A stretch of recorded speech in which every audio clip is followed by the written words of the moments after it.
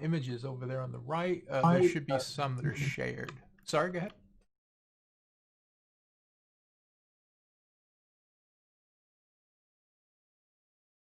Did you have a question? No? Oh, no, just following along. Cool, cool. Yeah, obviously, if you guys have any questions at any point, just give a shout. So in the images, you probably see like 3 or 4 pictures. There's maneuvers. For those unfamiliar with GURPS or those familiar with GURPS want to see what I cut out, these are all of the maneuvers that you can take in any given turn. So each turn in GURPS is a second of real time, 1 second. And so when it is your turn, according to the maneuvers picture, you can aim. You can all-out attack, which is basically just attack and go crazy. Don't care if anybody hits you in return. All-out defense, which is the opposite. You don't attack at all, but you make sure you try not to get hit. Attack is sort of the default. You're just trying to smack somebody or shoot them. Change posture up and down. Concentrate probably won't come into play in this game, but pretty self-obvious there. Move and attack. You can usually move about 6 hexes. A hex in GURPS is a yard. So in 1 second of time, they're assuming you can run 6 yards, which is pretty generous. But there are penalties, but you can do it. And the last few are you can move, do nothing but move your whole turn. You can ready something, like pull a weapon off your belt or reload something that's out of bullets. Or you can wait and hold your action until something triggers it to occur. How's that so far? Any questions on that? So far I think I'm good. I'm just trying to figure out how to get all these windows open so I can quick reference them if necessary. Oh, gotcha. There is, if you right click on most of them, there should be a minimize, and it'll give you a little circle icon somewhere. Oh, there we go. And I think if you don't drag the actual image, but in the window that opens when you click on the images icon that says images and maps, if you drag the token from what you're trying to save down to the hotbar on the bottom of the screen, you can just click it from there anytime you want. Neat. Helpful. So, quick rules questions. Hit locations in this game? Yes, we will definitely get to that. Okay. So there's a couple of little things, some options under the maneuvers, but they're a bit fiddly. They're a little more. Basically, if they come up, they're there, but they're not anything you really need to concern yourselves with. Heck, it's a nice little romp. I'll try not to get overly fancy. There you go. So speaking of hit locations, the next picture is modifiers. So this has a big-ass table of hit locations, all kinds of GURPS gobbledygook that probably makes very little sense. But the parts that you want to make note of are the location and the penalty. So that part is pretty straightforward. You want to shoot somebody in, say, the leg, -2. You want to shoot them in the neck, -5. That type of thing. Why are some penalties in parentheses? Okay, the two that do that, the face and the skull, the penalty if you're trying to hit the skull is -7. Unless you're behind the person, then it's -5. Oh, okay, I missed that part. There we go. Yeah, it's all good. And then the face is, of course, the opposite because it's on the other side of the head. And there's also a few range penalties over there on the right. I'm using kind of a simplified table. There's basically just 5 bands rather than the big-ass one that they use in the full book. And let's see, your posture may come into play depending on how you're standing, crawling, prone, etc. There's some modifiers there. They're penalties. There's no modifiers. They're all penalties. So unless you're standing, you're generally at a small penalty to do something. Are there no penalties to making range attacks? That is correct, except for ranged. But there's no, yeah, I'm sorry. There's no posture penalties for ranged attacks. Mostly So if I because. want, Mhm. so if I wanted to figure out a modifier for, say, shooting someone in the skull from the front, that's a -7. I want to use small piercing. That'd be -7 times 0.5. Okay, well, I'm gonna stop you right there. um, because that's getting in. We're starting to do algebra now. Don't need to worry about all that. Okay. Just the damage type table that you're referencing there. That is a static number. It doesn't change. Basically, your weapons will each tell you whether it's piercing or piercing plus. For guns, for firearms. So when the damage is finally figured out at the end, if you do 6 points of damage and it's a piercing round, then that 6 points of damage is 6 points of damage. But if you're doing 6 points of damage with like a 45 or something that's piercing plus, then it's 6 times 1.5, which is 9. So you get a little bonus there. Oh, okay. So the damage type doesn't change how hard it is to hit someone. Exactly. Yeah, that's not to hit. That's purely for damage. But everything else you said was perfect. So yes, if you're trying to shoot someone in the skull from short range, and you're well, we'll just go with that. So it's -7 for the skull, -3 for the range. That's at -10. Now that's a pretty beefy penalty, but there are ways to get positive modifiers as well. The main one for firearms is aiming. If you pull your weapon and fire, you don't get any bonuses. If you pull your weapon and spend that turn aiming, on the next turn you get your accuracy bonus. And the accuracy bonus is dependent on the weapon. Some are more accurate than others. Again, all of that is listed on the character sheets, which we haven't got yet. That would probably be easier to follow along? Yeah, you want to do characters first? I don't see why not. Yeah, why not? Bring it on. Bring it on. Let's see. Did I? I did not. Okay. I had a note earlier for who the characters were, but just to refresh your memories. So these are they're basically just bags of mechanics. They're just numbers for the most part. I haven't assigned names, races, genders, personality. All that stuff's up to you. But the characters are, we've got a cowhand regulator. She works for the Bar K Ranch. We got a gunfighter and a bodyguard. He works for the gambler. We've got the gambler, a saloon owner and the settler, and a wilderness scout and tracker. So there are 5 pre-gens. There are 4 of you technically. I did hear from Paul. He's having some issues with his little ones. So he's going to try and join us soon. So basically, he'll take whatever we've got left over. I guess I'll take is the saloon owner and the... What was the saloon owner again?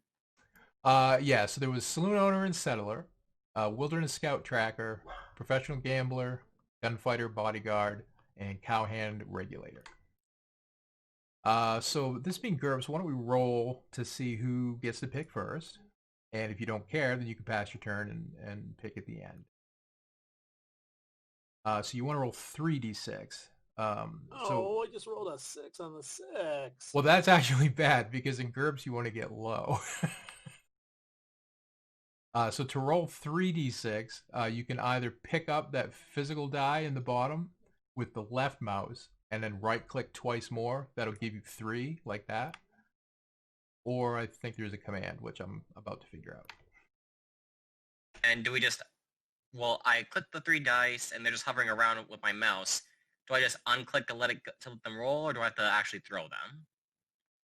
They'll get a little more action if you actually throw them, but if you don't throw them inside the white chat box, the results won't show up. Oh, that's good. Damn. Very nice.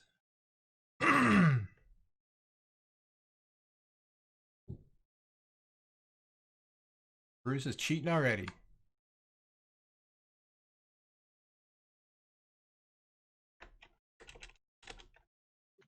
Hey, Oh, damn!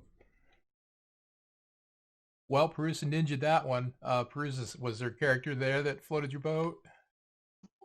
I think everybody else here is newer to the system to me, so I'll let others go first. Okay.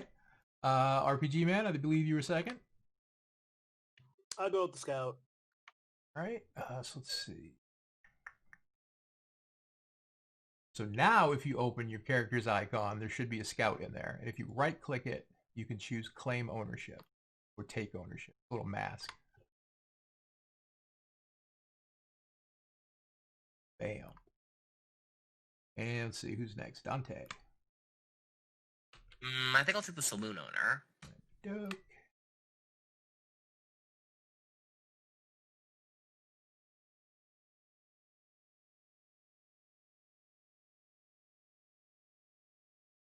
There you go. Saloon owner should be in there.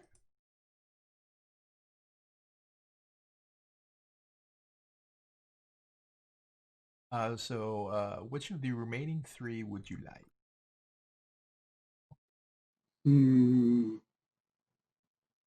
Might as well go for the shoot it, man. The shoot it man it is.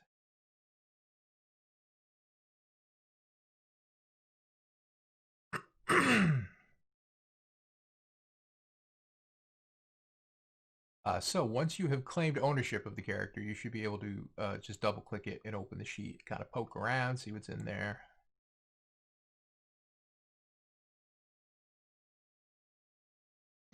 Sorry, I missed that. Was it important? I just said once you, to claim ownership of the character, you want to right click on it and then there you go. And I just said after that, you should be able to double click on it and then just poke around inside and see what's going on. Basically, everything is tabbed to be as convenient as possible. And once I figured this section out, I will go over that real quick. Just over an FYI, under advantages, outdoorsman, tracking is misspelled. Oh, thank you. I hate it. People don't generally notice things like that, and then they don't mention it. Yes, thank you. I will fix that. Not a problem. I figured you probably would. I'm a pretty good read on people, so.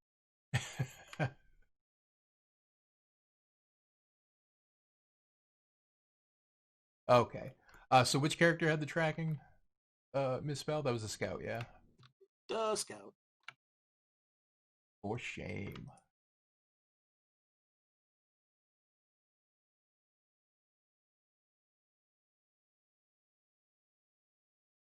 Well, you know the old saying, if you find yourself in a hole, first thing to do is stop digging.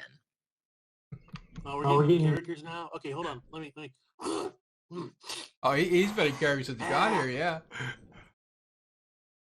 No wilderness tracker. I hate people. So the first thing you'll probably want to do once you open your character is choose a token. This is going to be your representation on the game map. So down in the lower right-hand corner, there's a hexagonal icon called tokens, and hopefully there's a bag in there called characters. Question for you. Are Yes. those going to be different than if you just click on your character sheet in the upper left-hand side? Yes, that will give you portraits. I think they're probably the same pictures, but the borders will be different. Roger. You want a square for portrait and hexagonal for the token. Much different.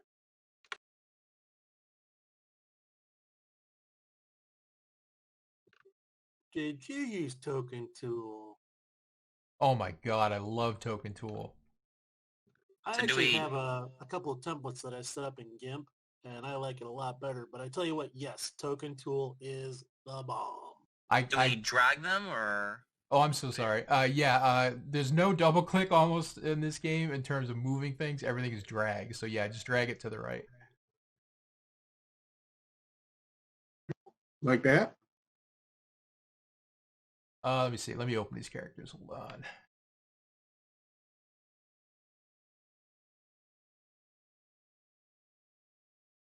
on. Yes, the saloon owner has a token, as does the gunfighter. Man, I'm trying to find Briscoe County. Ain't in here.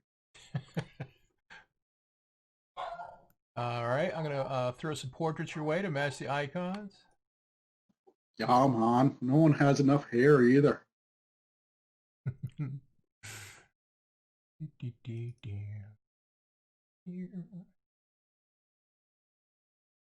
No, I saw that guy. Where'd he go?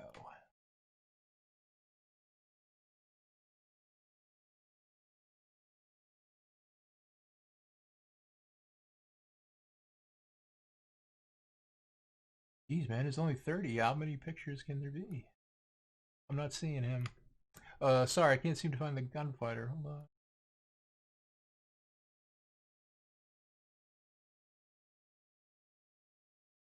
Oh, there he is. Okay, it looks like the saloon owner and the scout have both chosen the same token. I do not think that will work. Wait, we did? Do you both have the elderly gentleman illuminated by a candle? I have it, but I think the gunfighter has a guy holding a gun. Yes, I'm sorry. I must have misspoke. I meant the saloon owner and the scout. I'm willing to concede. You can have it. Okie dokie. All right, Wilderness Scout, we need you to pick someone new. I believe there are some other elderly gentlemen in there. Oh, that's it. I'm done. I'm out of here. Fuck this place. It's all it took, huh? Yeah, that's it. I'm done. You bunch of posers. Maybe I'll pick a lady. I'll play a transgender scout in the 1860s. Works for me. I'll grab your portrait as soon as you get a token. All right. How do I select a token again? Sorry. Oh, no big. In the lower right-hand corner, there's a tokens icon, and that should open a bag called characters.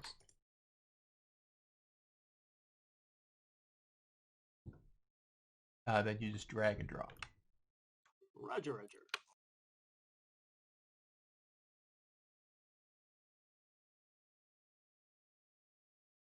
All right, that worked. It didn't change for me. Which one did you pick? Maybe I'll put it up. The guy just standing there with a rifle on his hip. That guy? That guy, but I still don't know how to do it, so I still feel awful. That's all right. He's there now. I want the guy from, oh shoot, what was it? Oh. They just did a remake not too long ago with Jeff Bridges, about 4 years ago. Originally, it was a, I'm not sure. So the first page here is mostly like a normal GURPS sheet. If you haven't played GURPS before, there are attributes, like most games. Strength, dexterity, IQ, and health going down the left there. Now, the nice thing about VTTs and Fantasy Ground is you can double-click anything with a small dice icon like that, and it will roll it for you and automatically tell you if you succeeded. So, for example, if the cow hand were to make a dex check, you can see from the output there in the chat, he's rolling against a 14. He rolled a 9, so he's succeeded. Or he rolled a 5, he's succeeded. Perfect. And just to the right of that, you can do the same thing with your dodge.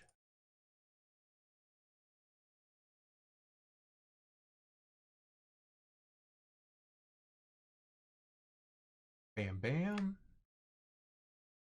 It also has what languages you can speak and how you can speak them and write them. Well, ¿dónde está la biblioteca for you two? So how do we add a modifier to a roll?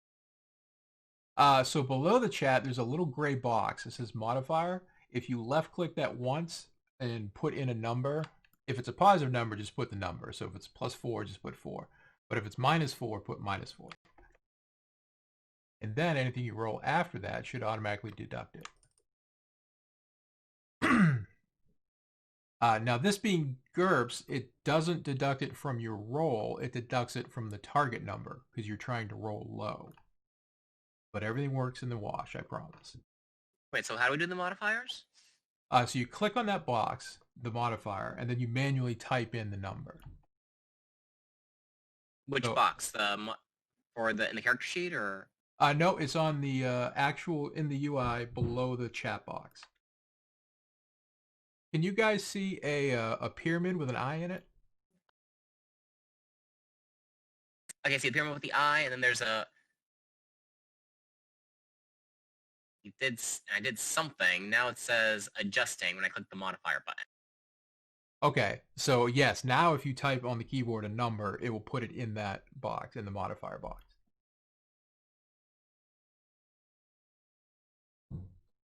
Are advantages, disadvantages, Bang. taken into account in your rolls? Yes, yes. Everything that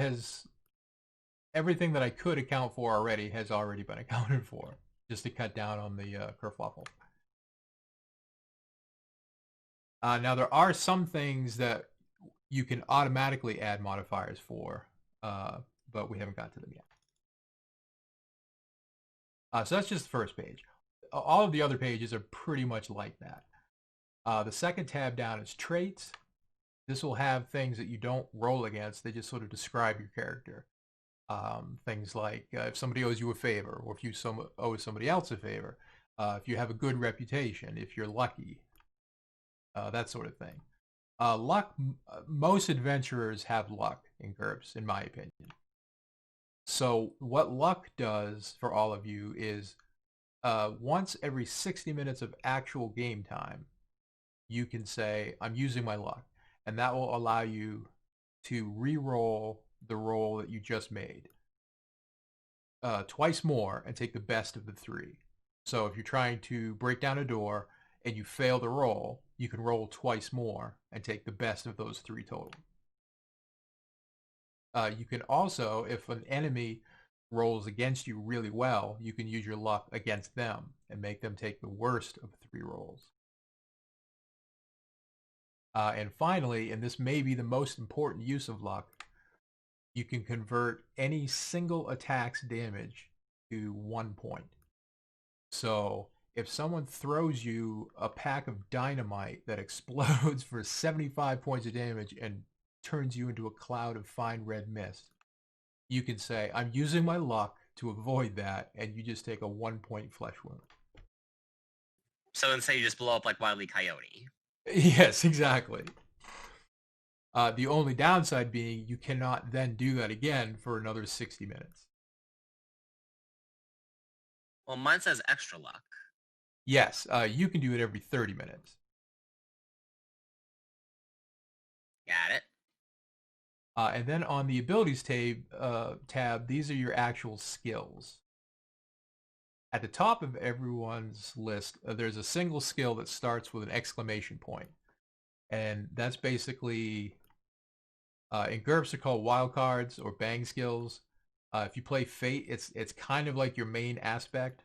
It's basically just a 1 or 2 word summation of your character.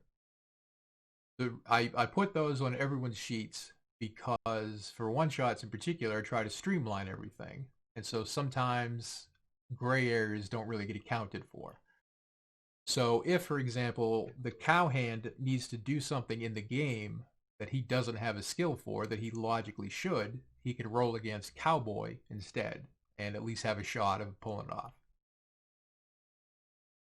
And then below that are your specific things. Things like trying to shoot people, trying to track people, trying to stab people with a knife, trying to intimidate people, whatever the case may be. And just like the attributes, you can roll against your skill. You can either double click in the little box again, or you can actually single click the bigger dice icon. But either way, it's the same roll. So the cowhand's rolling against his knife skill, and he's succeeded by 4. So the rest are spells and powers. Obviously, that's not going to come into play in this game.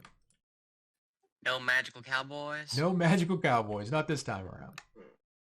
Now, the last tab is the most important for combat, and it is called, logically, combat.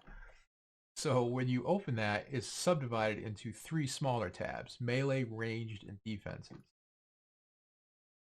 The ranged tab seems to come up most often. So if you look at your ranged tab, you'll probably have some kind of throwing weapon, either a hatchet or a knife. And you'll also have some kind of sidearm. And some of you also have long arms.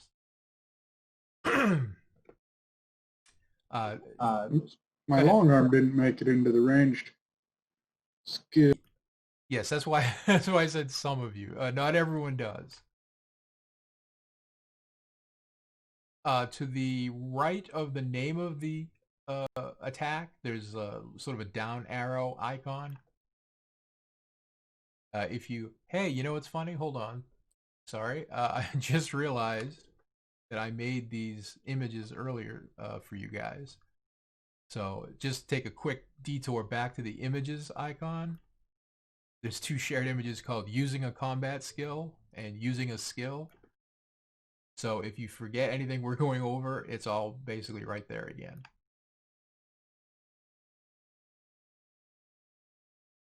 But the thing with the ranged and melee attacks, you need to open up that little arrow. You need to drop down that box. So for like a pistol, there's usually two modes. There's a single shot and a fast trigger. The only difference between them is how much lead you're throwing. Fast trigger is 3 pulls per second. Single shot is 1. So obviously if you're conserving ammo or what have you, then you probably don't want to be, throwing lead unless you're sure you're going to hit something, that kind of thing. I'm sorry. Is the throwing lead for, or we really want to hit this one target and it increases our chances of hitting it, or is it more, I want to hit this one target a lot of times? Well, here's how high rates of fire work in GURPS. You don't roll more than once. If you say, I'm doing a fast trigger, you're gonna fire all 3 shots. You're pulling the trigger 3 times. So you roll against your skill, and then for each multiple of the weapon's recoil that you succeed by, that's another extra shot. So like this pistol that I'm looking at, it's a Cult Peacemaker. It has a recoil of 4. And this dude's skill is 17. So if he rolls, say, a 5, he made it by 12. He would hit with all 3 of those shots. Does that make sense? Okay, wait. Like, actually, let me tell you. You kind of cut out there on my end, so let me just confirm. So in my case, I got single shot Remington. No, I got fast trigger Remington. And it's level 14. So if I do the fast shot, I'd roll once. And and whatever number I get, as long as it's below a 14, all 3 shots hit. What's the recoil again? I'm sorry. 4. Okay, so if you make your skill level by 4, then you hit with 2 shots. I'm sorry, you said your skill level is 14, right? So correct. If you rolled a 14, that's a hit. If you roll a 13, 12, or 11, that's still 1 hit. But if you roll a 10, 9, 8, or 7, that's 2 hits. And if you roll a 6, 5, or less, then that's all 3. Oh, okay. Like if you look in the chat, I had this cowboy roll a couple times. So the first time he only succeeded by 1, so he only hit by 1. The recoil of his weapon is a 4. The second time he succeeded by 7, so he hit with 2 hits. And the chat will tell you that, which is kind of nice because who wants to do math in the middle of playing a game?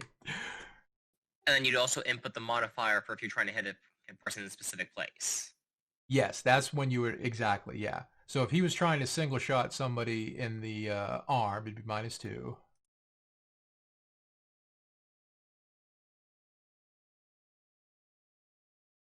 So his single shot goes from a 17 down to a 15, but he rolled a 12, so he still makes it by 3, but he only hits with 1 bullet. It's not, yeah, it's not actually as bad in play as it sounds when you're trying to explain the theoretical underpinnings. Particularly since the chat will actually tell you how many times you hit, or if you missed. And so if you did hit with, say, all 3 shots, then you just click that damage box 3 times. And that will output you some damage. And that's a lot of damage. What's the Old West equivalent for flex tape? Rope? Yeah, probably, yeah. So how we doing with that? Does that mostly make sense? I think so. I do think in play it will be much smoother than it sounds. At least that has always been my experience. And go ahead. Yeah, this is looking handy. Yeah, it's not bad. I'm growing quite fond of Fantasy Grounds. So I gotta ask if the gunfighter has this rifle on him or not. I see no weights in the K. I guess we're not dealing with encumbrance. I generally, yeah, even in my normal ongoing campaigns, I very rarely bother with encumbrance.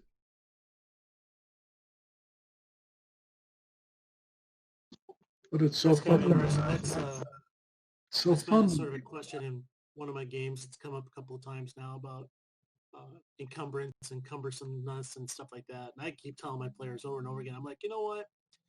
If you think it's your character's carrying too much, you probably are, and leave it at that. Yeah, pretty much. I mean, some games, but I run a special ops game once in a while, and for that one I detail the encumbrance. But for that one, it kind of makes sense because these poor bastards have to, race across the desert carrying these huge packs, and they have to account for every bullet. So, but for most games, I just don't bother. I run a lot of Star Wars D6, and so whenever I have people that try to ask, very minute questions about the system, like what is the turn radius at a certain speed, I'm like, it's Star Wars. So in the upper right-hand corner, there's a little plus or minus button. If you hover, it's called modifiers. Now, when you click that and it opens, you're gonna gasp audibly because there's like a metric shit ton of modifiers in there. But don't panic; it's okay. I have tried to use headers for all of them, and down at the very bottom, there's like a search box. So, for example, if you're looking for a hit location penalty, just put in hit, and that should be all that shows up, and that will hopefully make it a little easier. Strangely enough, I have no modifiers listed in mine. Oh, is that true? How about you guys? Do you also not have modifiers? I see my modifiers. They seem to all be here. How Wow. odd. Yeah. I'd say that's a bit more than a metric shit ton. I think we're going straight into metric fuck ton. Here's the problem. Those are just the basics. He's eliminated half of them. Here's the problem. Had I had more time, I would have made a separate modifier list to load purely for players. This is basically the GM's modifier list, but there was no way for me to hide only portions of it. So unfortunately, it was either all or nothing, and I didn't want to leave you hanging with nothing. So the way I normally run GURPS games face-to-face is people just tell me what they do, and I tell them what the end result is. I want to shoot this guy in the eye while he's riding away in a Ferrari, and I'm, jogging. Sure, that's minus 14. If that's good enough for you, that's certainly good enough for me. If you want to add the modifiers yourself, mechanically, then they're all listed here. And I can tell you exactly what to add. So, oh, no, sir. I do that work when I'm running. I like it when somebody else gets to do it. There you go. So hit location, range, maneuver that you're taking, it's all pretty much in there. But like I said, that's literally every modifier you would need for every kind of game. That's not specific to these guys. Some of them say miss by 1, hit somewhere else. Yeah, certain hit locations, mostly like the head, the limbs, the groin. If you need a 14 to hit, but you roll a 15, you only miss by 1. Instead of hitting where you were intending to hit, you hit him in the torso instead. Torso is kind of the ground zero of hit locations. That's just the default. There's no special penalties or modifiers. That's just if you don't use hit locations, you can just say I'm shooting at this guy. Then it's just assumed that you hit him in the torso. That's fine. Hit locations are only if you like specifically want to hit somebody someplace. But vital shots help. Vital shots can help. And just as an aside, just a general word on combat in GURPS. It can be extremely deadly. That is why I always give adventurers at least one level of luck. In particular, an Old West setting is specifically lethal because firearms are on the scene, but there's no countermeasure in the form of armor. Not really. So you have weapons that are doing all this crazy damage and nothing to really defend against it except not getting shot in the first place. So we can't get a boilerplate and strap it to our chests? You can, but it will be very unusual. And to speak to that, not regarding GURPS, but the way I like to run games, I don't really have any particular railroad. So if you guys are looking for the story that you're missing, you're probably not missing it. I'm happy to go wherever you guys want to go.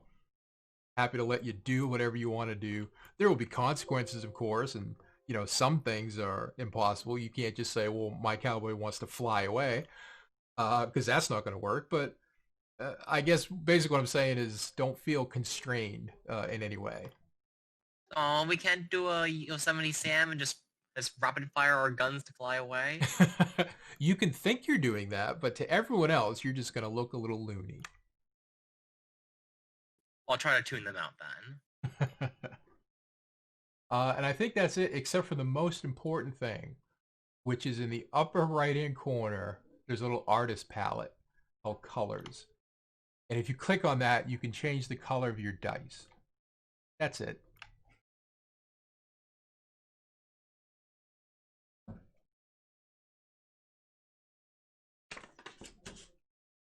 I know that was a lot. That was kind of a big info dump. Do you have any questions in general, specific, anything so far? No, I think I'm good, except I think I'll just be figuring it out as I go along. The more I do that, the better I'll. Fair enough. Cool. So in terms of the setting and not the mechanics, the three of you, hopefully four at some point. Oh, actually, I'm sorry. Just let me scroll up there and see if he responded. No, he's apparently off beating his children.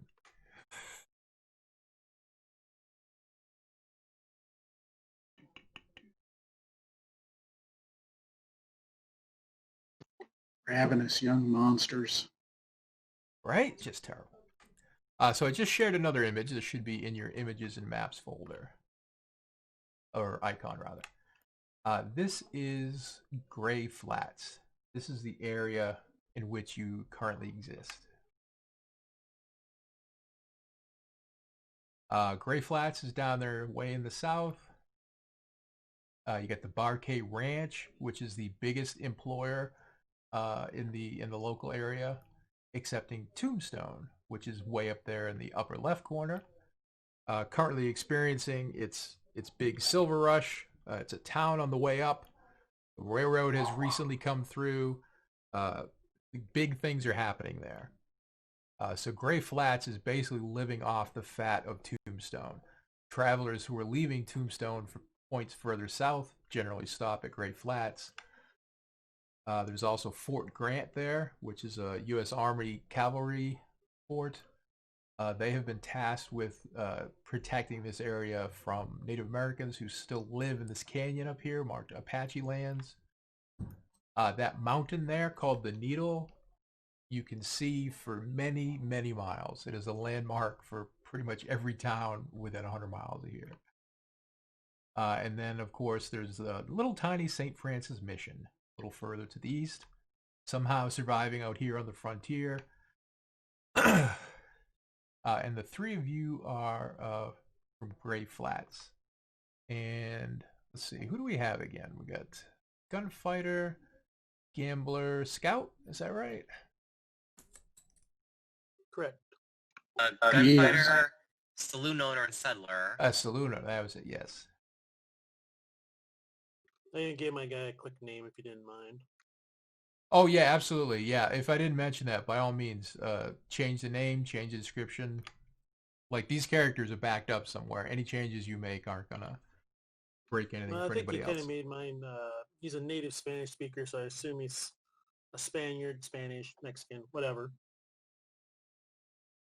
So I gave him a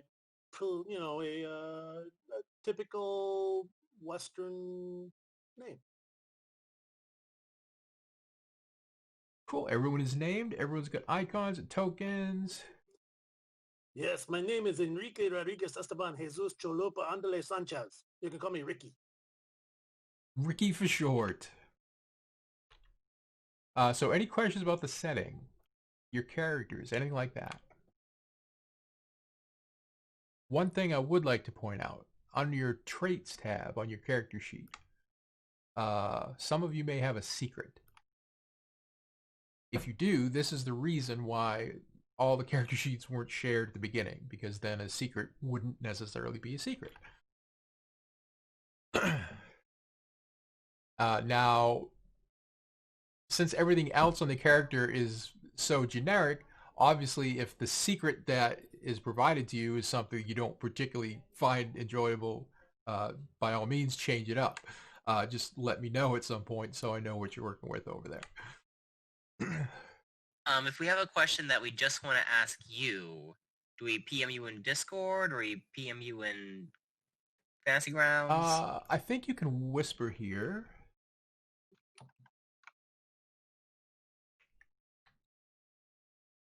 Let's see. How do in Fantasy Grounds? Oh, there you go. Yes, the icons in the upper left of the UI, where those three squares are, if you right-click it, there's like a radio tower icon or a person with bubbles around his head. That's Whisper. Okay, so how do we whisper the GM?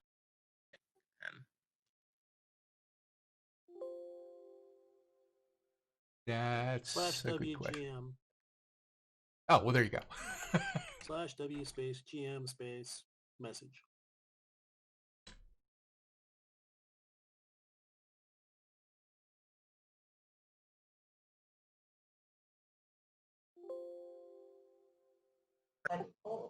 Okay.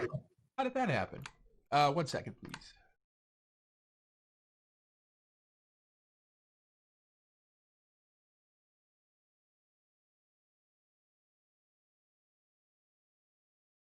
Oh, I'm sorry. It's not on the abilities tab. It's on traits.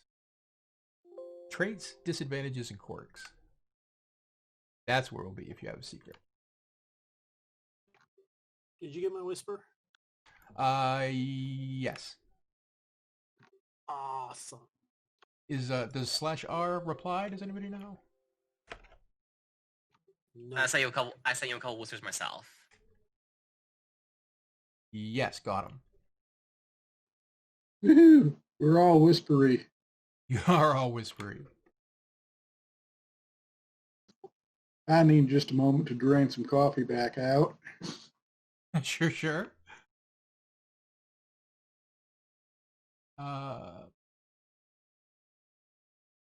I apologize. I know that I do that.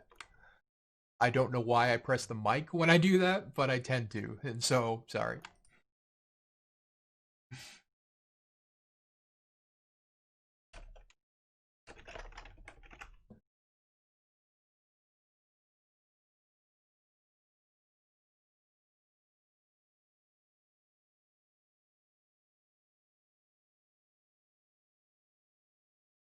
So I am going to share the map of where you start. That way, if it takes a moment or two, download, we can do that while the coffee break is being had.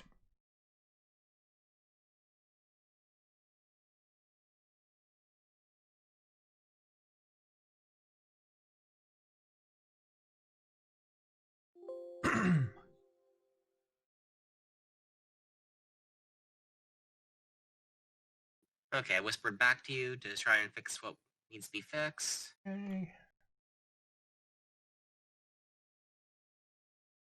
Huh, this is so weird, but at least I can see it on my copy. So.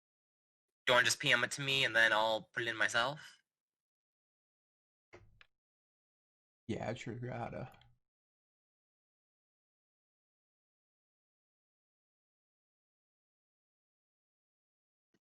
All right, I'm back. Excess coffee drained, more in the cup.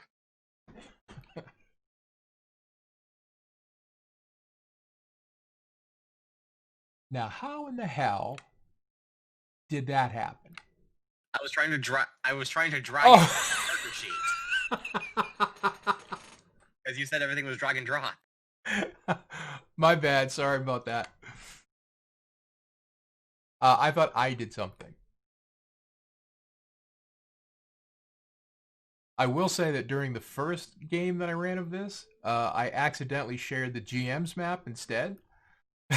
So all the PCs were suddenly like, oh, well, let's go to this thing and see what this is all about. I'm like, what? How do you even know about that? You just shared it on the map.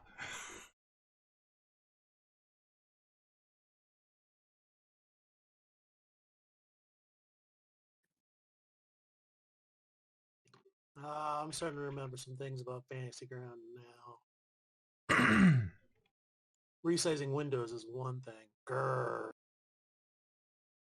Yeah, that could be a problem. I find it easier now if you right-click and choose resize than if you drag it along. For some reason, that works better, at least for me.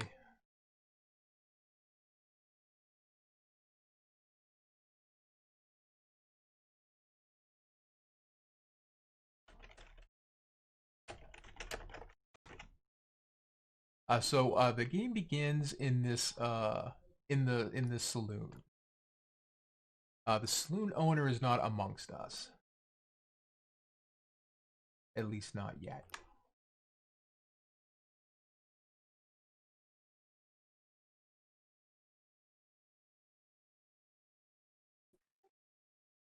Okay, so I'm not there yet?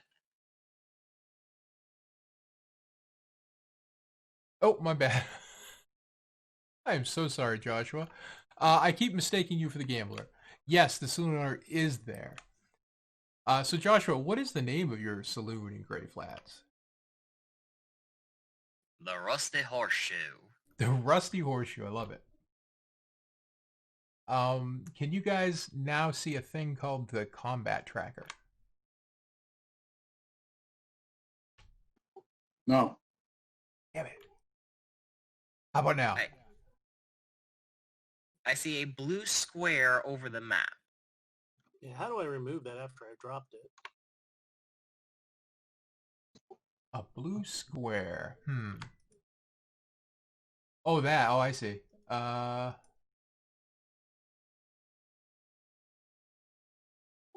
Blue square moves. There we go. All right, so I can drop it, but I can't delete it? Yeah, that's a little weird. I'm not sure why you can even draw it, but I imagine it's because I set something in. My bad. But no one sees the combat tracker, huh? No window. What does it popped look up. like? It's a big window about half the size of the chat window, which is why I didn't bother describing it, because if it showed up, you would definitely know it. How weird. Well, they can open up the combat tractor from the upper right-hand corner. Is it populated? Are there people in it? Ah, yes. I see all Now three that of I us, look so at it, I yeah. see Oh, it. good. Okay. My bad. So it just didn't auto-open. Yeah. So yes, upper right-hand corner, 2 crossed swords. That's your combat tracker.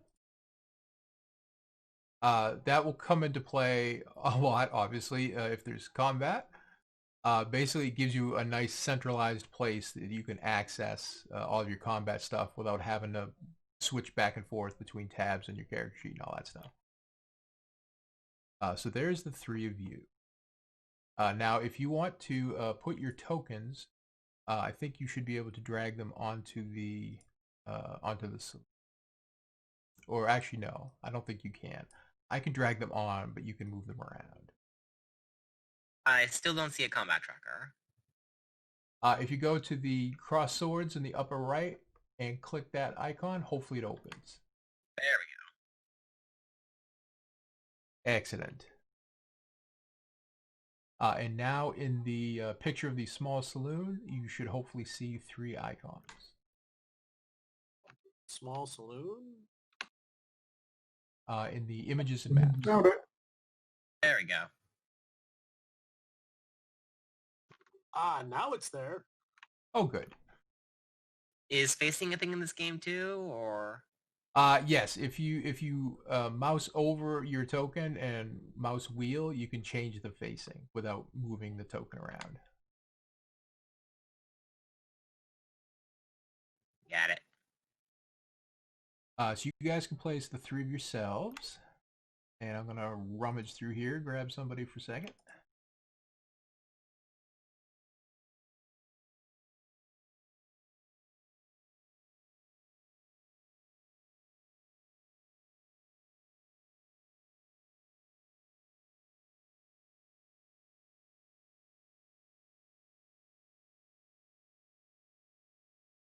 So it is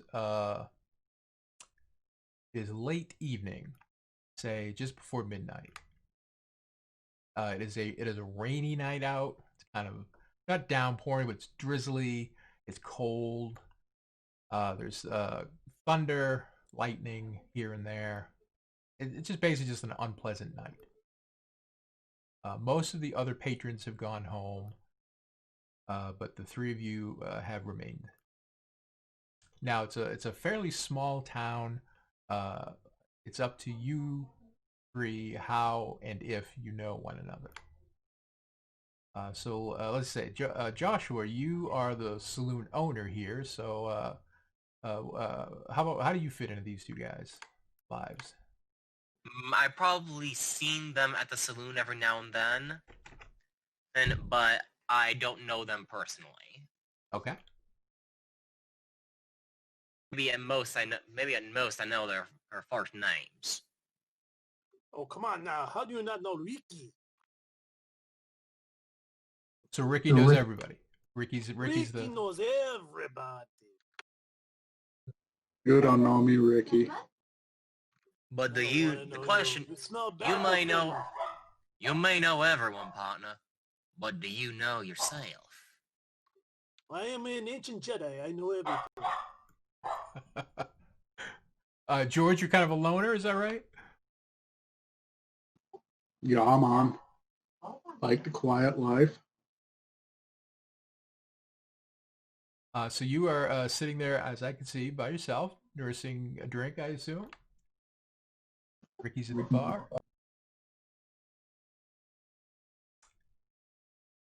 What's the scene here, fellas? Are we chummily chatting? Are we quietly enduring the cold night? What's the vibe in the room? I'm clearing up. The saloon's closed. Almost everyone's home, except for these 2. I'm just cleaning glass. I'm wondering if they're gonna buy a room. Right. So I'm what going do to be y'all nursing gonna a buy a glass of room? whiskey. Just gonna keep drinking. I will definitely get the room. I normally would be outside, but it is raining, and I don't know what to do. Smart choice. This here's a pretty bad storm. Yes, I know. Would you pass those dice to me, please, so I can play the game? The house game, please. There you go, partner. All right, so Yeah, I start but- throwing the dice. Yeah, don't reckon I'm done with this here drink yet, brother. Fair enough. I grab the dice container, turn around to the gentleman sitting at the table by himself. Hello there, friend. Perhaps you'd like to try to win a free drink. It's a house game. For half a penny, you get to roll the dice. And what you're trying to do is get odd dice of the same number, and you get to roll twice. Once and then twice more. Here, let me show you how you do it. I walk over to his table and say, okay, we put the dice in here and we shake it and we throw them out on the table.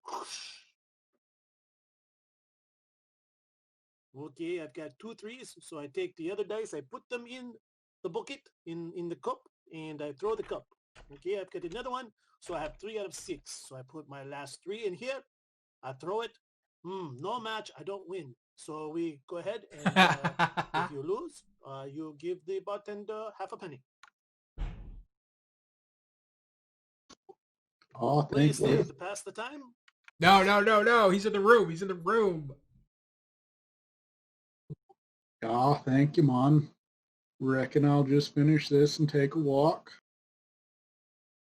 Ah, very good, friend.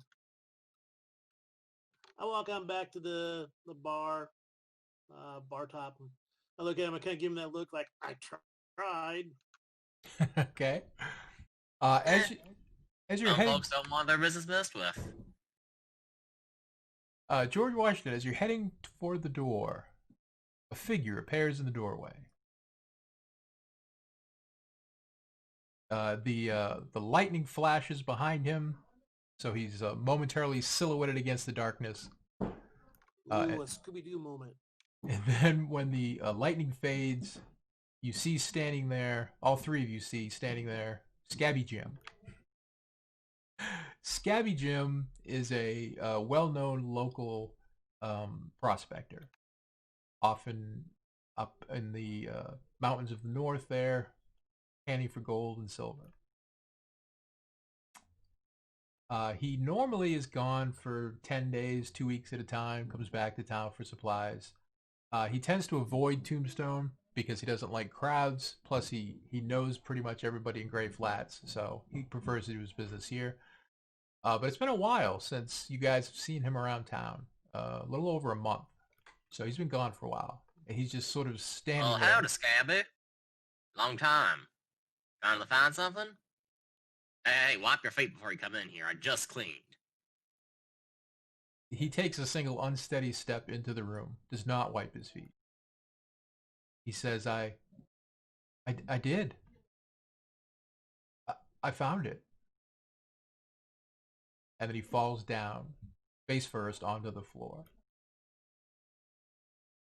And you can see on the back of his denim jacket, it's bleeding through with blood. It's all red. I immediately rush over to... Can I run... Let's see, is this bar... I will rush over to him and try to do first aid. Okay. Well, he jumps the bar. I see that, and I immediately look for a bar rag. So I launch myself sort of like on my belly across the top of the bar, try to grab a bar rag and a bottle of whiskey and follow him. Okay. George is going to step back in the corner here and draw a weapon just in case there's someone behind him. Good call, all. So before we get to the specific actions, all 3 of you please make a perception roll. And before you do that, hold on. You remember that little thing, the pyramid with the eye on it below the chat? That is a dice tower for the GM. So things like perception rolls, can I see something, can I not, that sort of thing.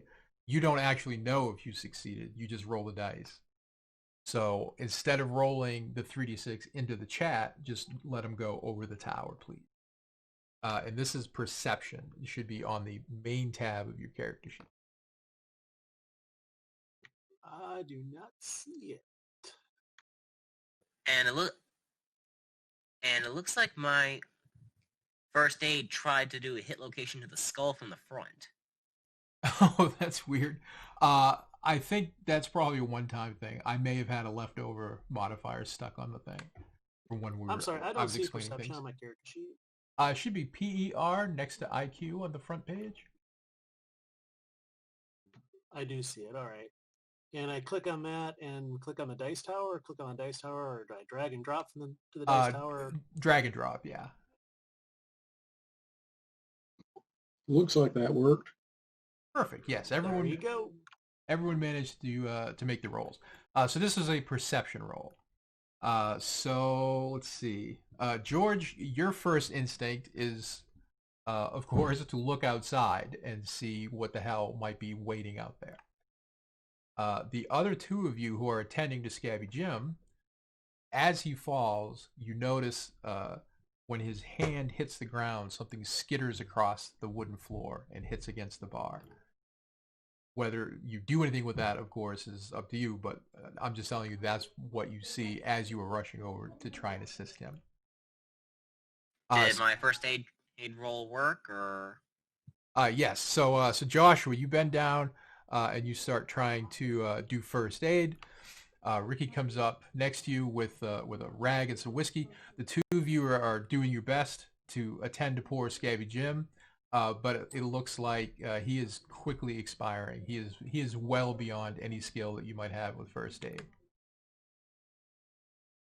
Not even the biggest Hello Kitty bandage can save him now. It's in the Lord's hands. And with that, Scabby Jim does indeed let out his last death rattle and expire there on the floor of the Rusty Horse. Ricky bends down, puts both hands on him, and starts saying a quick prayer in Spanish. Okay. I'm hoping he was in good graces with his tie.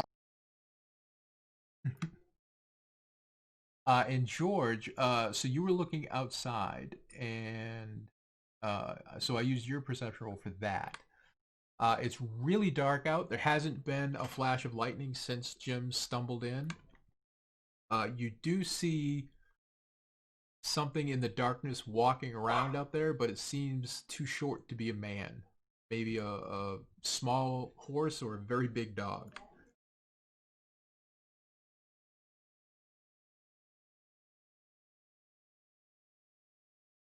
And is George the only one who sees that? Sorry, is George what? Is George the only one who sees the small dog, the large dog / small horse? Yes. Well, I don't want to step in the doorway and silhouette myself, so I'm going to try. Come here, boy. Okay. I'm going to go over and see the thing that skittered out of Scabby's hand. Okay. So you walk over to directly behind where that stool is, between that stool and the bar. On the ground, there's a very small piece of something glinting gold in the lantern light of your saloon. I bite down on it to see if it's real gold. And it is indeed real gold, and it's about the size of a marble. It's a pretty decent size.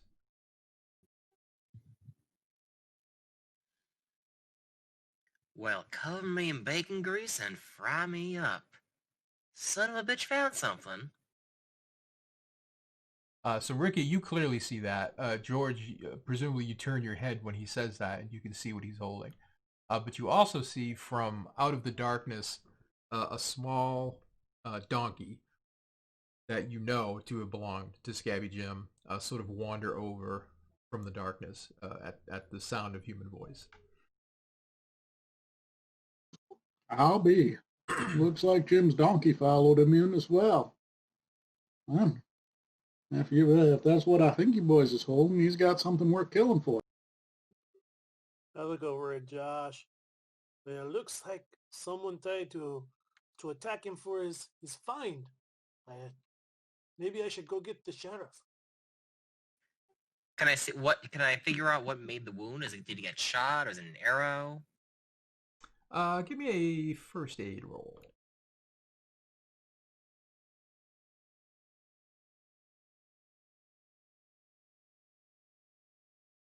Oh, damn. Easily. Yes, this was made by a firearm, by a rifle of some considerable power. Well, whoever it was, they definitely got a lot of firepower to throw, got a lot of weight to throw around.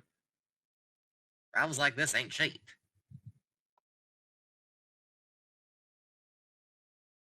They're also a crack shot if they hit him on donkey. Should I get the sheriff? To be honest, I'm not really sure. If what he's saying is, if he did find something in like this, sheriff might want to get it himself. The sheriff might want to get it for himself. And I hold up the gold nugget. None of you are particularly miney savvy, but you estimate that one stone that Joshua was holding is worth probably between $50 and $100. Which, if you look at your character sheet's inventory tab that lists how much cash you have on you, is quite a lot. Regarding the law in this area, Gray Flats does have a constable who is a deputy, but the actual sheriff is in Tombstone, which is 2 days' ride from here. All right, well, deputy then. Well, he's already dead, and in this rain, I don't think we can track anyone down. Him. But it's the deputy's job to find out who killed him. Well, we can definitely report it, but to be honest, in this rainstorm, I doubt we're going to be able to find him unless we get a miracle. We can certainly try, though. Although at the very least, we should probably get this guy a proper burial. Nobody wants me to get the deputy, right? No, you can get the deputy, but we can definitely report it. But I don't know if we're going to be able to get anything out of it. Sure. All right, I'm going to grab a lantern that's hanging next to the door. Okay. Go ahead and light it. Throw on my oil duster and my hat and head for the deputy. Okie doke. So when you head outside, a shot rings out and you die. No, I'm kidding. You see... I was like, well, that was short. See you, boys. Is that the equivalent of rocks falling? Something like that, yes. No, you see the donkey. The back of the donkey, the blanket, the saddle, is just covered in blood. Is the donkey all right? The donkey seems fine. It seems like it's Scabby Jim's blood. All right, that's what I was going to do, is go over there and just kind of check it real quick and give it a once-over. So quickly ascertain that, Scabby Jim kind of bled out the back of the donkey. Yeah, that seems to be what happened, yeah. I'm going to step out the door behind him and stick to the shadows, keeping my weapon ready. Okay. Is your intention to go with him, or are you using him as cover to sneak around? For now I'm just keeping an eye, see if somebody starts shooting at him before he gets very far. Cool, good enough. I'm assuming, seeing as I didn't hear a gunshot, that it probably didn't happen anywhere close, and that the amount of time it took for him to bleed out on the back of his donkey probably didn't get shot around here. So I'm just walking straight to the deputy. Fingers crossed. So you head out. The deputy's a couple streets over. It'll take you, 5 minutes or so to get there. We get there and he's dead too.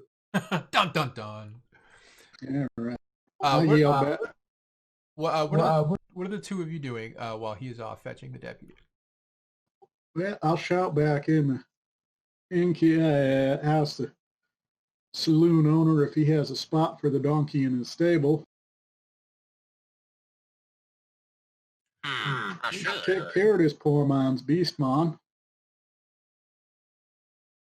Hey, let's go ahead and get him in there. Yeah. It's the Swede. He's 6'4" and weighs like 120 pounds and talks like this. So you definitely have room for the donkey. You give the bags just sort of a cursory look as you're leading the donkey in, and it seems like Scabby Jim's usual stuff. Just some tools, change clothes, mostly some water and food, that type of thing. Well as grooming the donkey down, assuming I have the time, I'm going to take a real close look through those bags, see if he stashed some stuff. I got it. You're not the Swede. You're the Jamaican. Hey, Mom. Oh, yeah, I was trying. Joshua, are you staying in the stables, or are you going to leave him there alone with the donkey?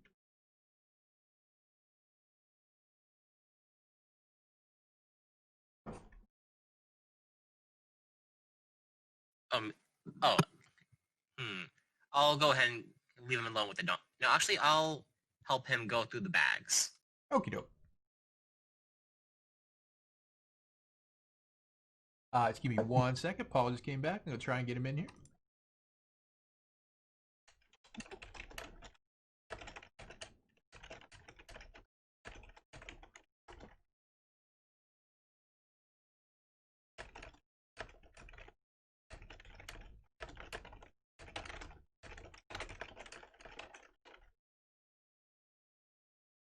Okay, so he's going to try and log in. So you are heading off to the Sheriff, George Washington. And the other two of you are going through the bags thoroughly. Ricky going to the sheriff. What's that? Oh, I'm sorry, Ricky. Yeah, my bad. Ricky's going to the sheriff. Now that you're giving it a thorough searching, you do find at the bottom of one of the bags, inside the cover of his small pocket Bible, you see a hymn torn from a hymnal. So it's sort of a rough-edged page, which is not entirely unusual, but it is written in Spanish, and the back side of the page has some kind of weird scribbles on them that you can't really make out in the lantern light of the stable. Can I attempt to translate it? Sure. I don't think you have any specific skills along that line, so just a straight IQ roll. Well, I said I'm fluent in Spanish. Oh, I'm sorry. You want to actually translate the language? My bad. Yes, you can easily do that. You don't have to roll. Yes, it is most definitely a Spanish hymn. It's a popular one. You know the words. You've heard it many a time before. As far as you know, Scabby Jim didn't speak any Spanish except for a few words he picked up. I don't think I ever heard this Jim speak a lick of Spanish. That's a touch weird. Does it look like his handwriting? It does look like his handwriting. Yeah, he's written you letters of IOU a few times, and it does look like his handwriting, yeah. Does the symbol on it look anything like what I just put on the map? It does not, thankfully. Oh, boy. Can I figure out, so what does the hymn say? It's a glory to God sort of thing. It's almost in tongues. There's not a lot of legible words. It's repetition type of mantra kind of thing. Glory, redemption, that sort of thing. Jesus. Not only that, but Scabby Jim wasn't really the kind to write down Bible hymns. But it's his handwriting. He must have written this down for a mighty good reason. Just to be clear, I may explain that. The hymnal page is torn from a hymnal. He did not write that part. On the back of that page, there are some scribblings that have been put on there. Those are in his handwriting. Oh, okay. Sorry about that. Are the scribbles like handwriting, or is it the scribble like a picture? It looks like if a 6-year-old were trying to draw a map. And I attempt to decipher the 6-year-old map. Okay. Well, that's definitely Scabby Jim. Yes, that does sound like Scabby Jim for sure. Can I decipher the drawing, or? Yeah, give me about a straight IQ roll. Put that gray matter to work. So there's not a lot of identifiable markings on it, but there is a large X. Once you have it into some proper light and you can actually see what's going on here, there is a large X, cartoonishly large, like it's a pirate map or something, just this enormous X, and then branching off of that, there are 3 small dotted lines leading in different directions. But there's nothing around it. There's no context. There's no clue. It's just an X, 3 lines. Some kind of scribbles, some chicken scratches, but it's not English or Spanish as far as you can tell. He never did have good legible handwriting. If we had an actual map, this looks like that whatever this X is, maybe it's X marks the spot. Don't know what these lines are for, though.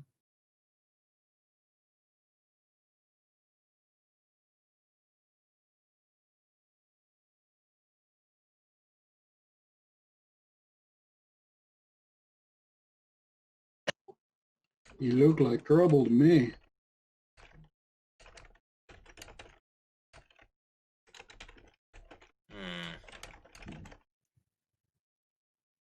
Well, if it was something he got shot over, it must have been something good.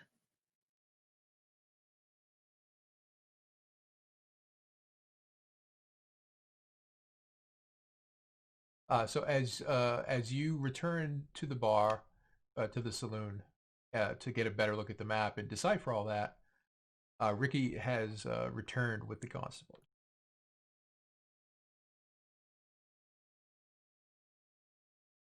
And all the while, just Scabby Jim is just on the floor. His corpse is bleeding out. Pretty much, yeah. Unless you wanted to do something with him. I figured he might as well let the sheriff take a look at him first. Okay, then yeah, or the deputy. It's a bit of a mess. Leaving, deputy. We left them, Joe. He just plopped down like this. Figure you want to take a look at him before I clean this mess up. Again. So the first thing you notice is that this is not the normal constable, whose name is Billy White. This is some other guy who you've seen around town, but as far as you know, he's a cowhand at the Bar K. He's not a constable. But he walks in as if he is, and he says, "Oh, Scabby Jim, right? Well, what happened to him?" Do I know he's not the constable? Yes. I did not realize that because all you gringos look alike. That's right. Well, we were expecting the constable to help us sort this out. Poor Scabby Jim here was shot. Oh, yeah. I'm covering for the constable a few days. He's got a bit of the gout. Who'd want to hurt Scabby Jim? He seemed like a nice enough fella. That's what that there's the mystery. Apparently he was raving about he found something. Huh. Well, what do you suppose you found? And I just not really sure. Something expensive. And can I get before I show him what I found, can I get a read on him, see if he's trustworthy? Sure. Would that be diplomacy, detect lies, or? Let's go for detect lies.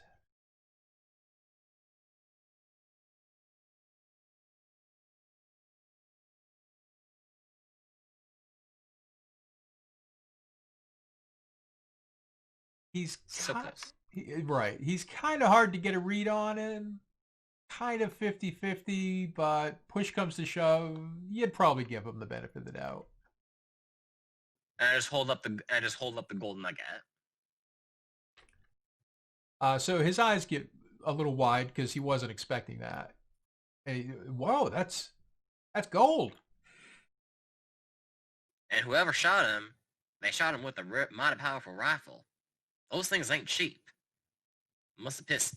I reckon he must have gotten under someone's skirt. But I don't know. He's such a nice fella.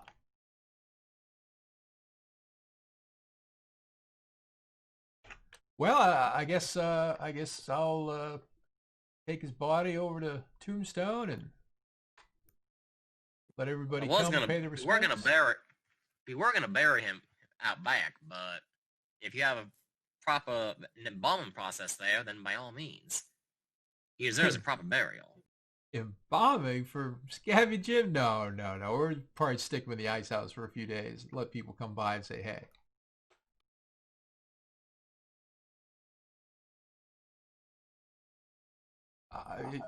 If Anyone know if you got any kin? He never mentioned anything to me, says the constable.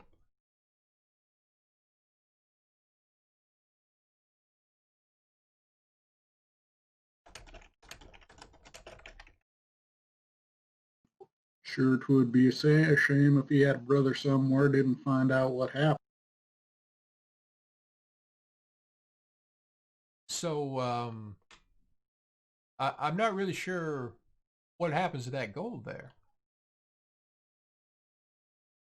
He was saying he found something, and he's got a Bible verse torn out of a Bible and some scribbles. That in itself is pretty weird. Scabba Jim wasn't exactly the religious type of fella. He might be connected. He was not. Spanish hymn, you say? Huh. Well, I'll tell you what. Why don't you fellas hold on to the gold? And if the sheriff in Tombstone needs that for evidence or anything like that, I'm sure he'll let you know. I'll go ahead and put the gold in my safe. If there is a safe in the saloon. You do, yeah. Safe turns out to be a 10 lockbox that only works half the time. It's better than nothing. I know. The constable, the new constable, the cowhand, he sort of looks over his shoulder at the safe. That's a damn shame. And he bends over and he starts manhandling the corpse of Scabby Jim, trying to get him up on his shoulder. I'll help. Oh, thank you kindly. So where are we going to carry him to? You can just put him on my horse. I'll bring him over to the constables, and in the morning we'll head on up to Tombstone. Are you sure you don't want a little more help tonight? I mean, it's being a dark and stormy night out and everything like that. I sure wouldn't mind the company. All right, I'll go with him. I'm just gonna go ahead and get some lemon juice from behind the bar to clean up the blood stain. Okay. It seems like you had a rough night, Mr. Joshua. I could clean this mess up here for you if there's a spot in the barn for me. Tell you what, I'm very particular with my cleaning, but for offering, you can go ahead and get that spot in the barn. I have to maintain a professional business, and I'd rather clean it myself. As I'm walking out the door with the faux constable, I'll be like, women's work.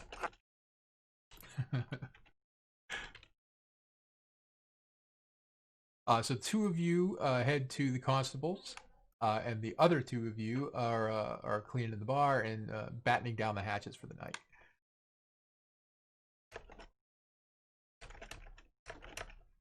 And just give me a second here to type to Paul. I'm trying to get him on the voice.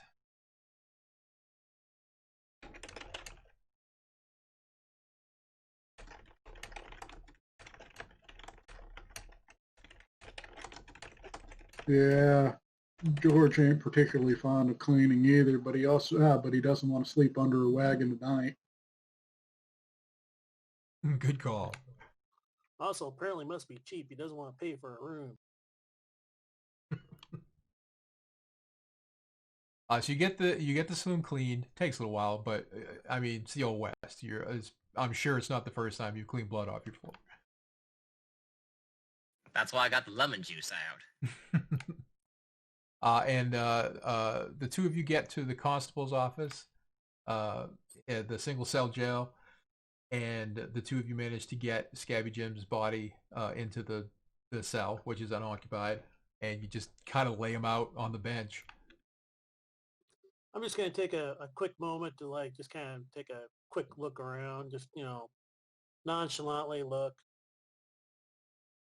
Oh, inside the office for anything amiss? Mm-hmm. Just Perception everything. roll, please. In the tower, if you could.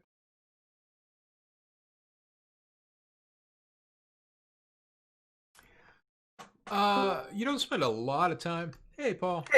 Hey, I'm here now. Welcome to the game. How about that? We'll catch up in just 1 second. Sure, no problem. So the office, you haven't spent a whole lot of time in the constable's office, so it's not like you really know exactly. But as far as you can tell from a cursory look, everything seems fine. There's no signs of a struggle. There's no blood anywhere. Everything seems copacetic. So, anyways, I'm gonna kind of like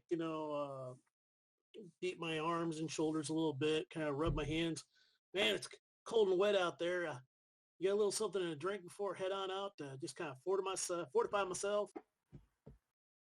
Oh, absolutely. Yeah. Thank you for the help, partner. Yeah, he gets Not a problem. I know that Constable Jim usually keeps a bottle in his top drawer over there. He smiles. He sure does. He pulls it out and he pours a couple of shot glasses. Awesome. So, any idea when Constable Jim's going to be back? And he took off awfully quick. Yeah, he was he was coughing blood. He doesn't know what's going on. He's convalescent up in Tombstone, so the sheriff asked me if I wouldn't mind keeping an eye on things. My goodness, that gout's awful. Yeah, he doesn't really want a lot of people knowing what's going on with him, but I once had an uncle had gout. Man, he coughing blood all over the place, both ends. Well, hopefully it don't come to that for poor Constable White. I assume he's up there seeing the doc, huh? Yeah, best one for miles.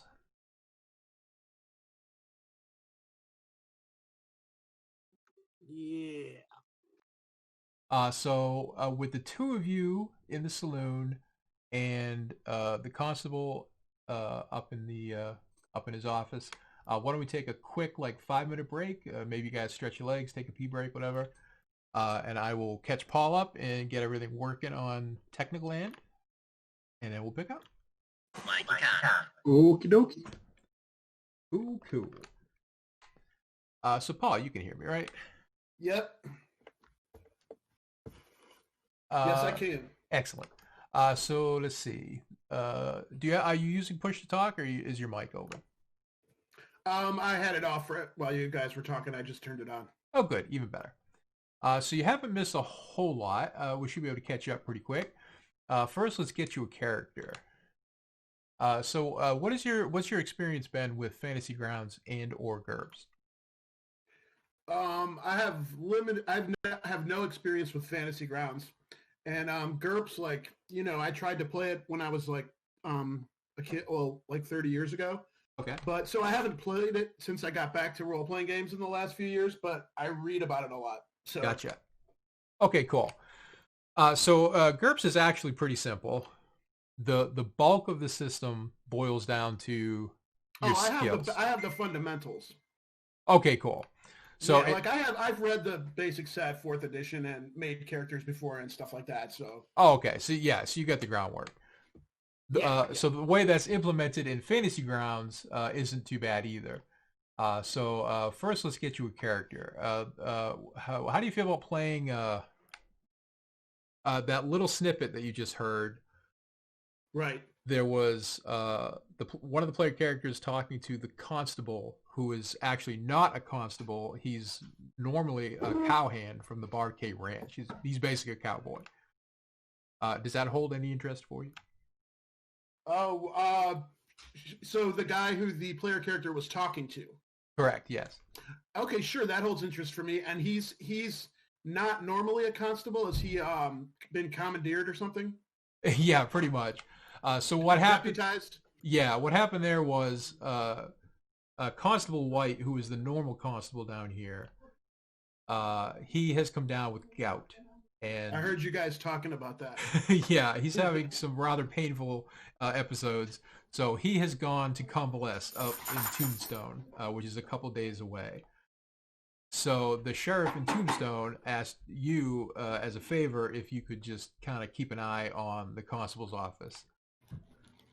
Okay, and I am normally just a cowhand. Correct. So, okay, I'm not like knowledgeable at all in that milieu, so to speak, but I'll play it down that I'm not a lawman. I'll play up the fact that I'm not a lawman. Yeah, it should be easy peasy. Right. Okay. That seemed like a fairly convenient way to slip you in without too much hassle. Yeah. I was hoping you'd have a way. Thank you. Yeah, no problem. So if you've got the Fantasy Grounds client open, if you click on the characters icon over on the right, you should see the cowhand regulator for Bar K. Got it. Just click on that? Yeah, right click on it and choose Take Ownership. All I see is an X when I right click on it. Oh, that's weird. All right, hold on. Like a circle with an X. How about now? Oh, same thing. Should I hit the plus sign or? Oh, that's so weird. No. Yeah, I'm still getting the X. Let me try one thing. Oh, there we go. I double clicked on it. Yeah. Oh, it's a double click, of course. Whenever I say double click, it's a single click. Whenever I say single click, it's a double click. Right, no problem. Same. Cool. So the first thing to do, you should know, all the mechanics are here, so that the UI has something to like grab onto. But I've left all of the fuzzy stuff up to you. So the name, race, gender, personality, appearance, that's all you. It won't affect the game at all. Okay. Oh, you already picked a token. Damn. No, I didn't mean to. Oh, well, that's good if you did. But if you go to, let's see. I wish I would have done it on purpose. But I see the tokens icon down there. Yeah, unfortunately, Enrique is already using that one, and that might get confusing. So I see him. I see him in the box. Okay. Yeah, if you go to the lower right-hand corner, there's a hexagonal icon called Tokens. Yeah, I see it. Okay, and there should be a bag in there called Characters. Double-click that. Yep. All right, and if you see a map token in there to represent your character that you like, just drag it onto the right-hand corner of your character sheet where it says Token. Okay. Let's see. All right, I'm going to be an older feller. All right. And where do I drag it? Where the portrait is now, where that dude holding the rifle is. Actually, he's got glasses. He doesn't look like a cowhand. Hold up a second. Everybody knows cowhands don't wear glasses. Yeah, no shit, man. That's not going to work. All right, I got a younger feller. Okay. And then just drag him onto the token.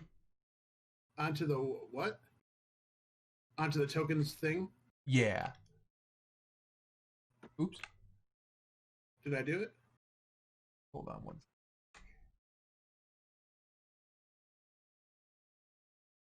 Oh, it changed. You know what? It might be easier if you just tell me which row and which column, and I'll throw it up there. Well, now I'm on the top left. And in the fourth row down, fifth row right. Fourth row down. This guy? I can't see what you're referring to. I'm sorry. Is your it's behind my character sheet. Okay. Yeah, is your character sheet open? Yeah, it was. Okay, cool. Oh, the guy that's up there is fine. I mean, he has glasses, but he takes them off when he's riding. But since he's constabling right now, he put on his glasses to look more serious. Good note. And right. I'm gonna throw a portrait up there for him. Match. Okay, cool. And I work at Bar K. You work at the Bar K Ranch. Right, I got it. Cool. So that's step one. So step two is click on the images icon below the character icon. But in that thing? Way over on the right on the sidebar. of the tokens? No, Or of on the full character sheet? UI of the whole thing. Like of the Fantasy Grounds program itself. And what am I clicking on? I'm sorry. Images. Images. Okay, where's that at? I got it. Cool. Yep. And in there should be a few things that you can click on. You're looking for gray Yep. flats. Yeah, got it. Okay, so that's the area where you guys are. All right. So way down the Cool. south, that little village, that little town, that's Gray Flats. 1 day's ride to the northwest is the Barquet, where you work. And an additional... I can see the Barquet. I don't see Gray Flats. Is it farther south from there? Yeah, it's that little collection of 3 buildings down the bottom. If it's too big, you can right-click on the map, choose the resize icon, and choose small size, and that'll shrink everything so you can see all the borders.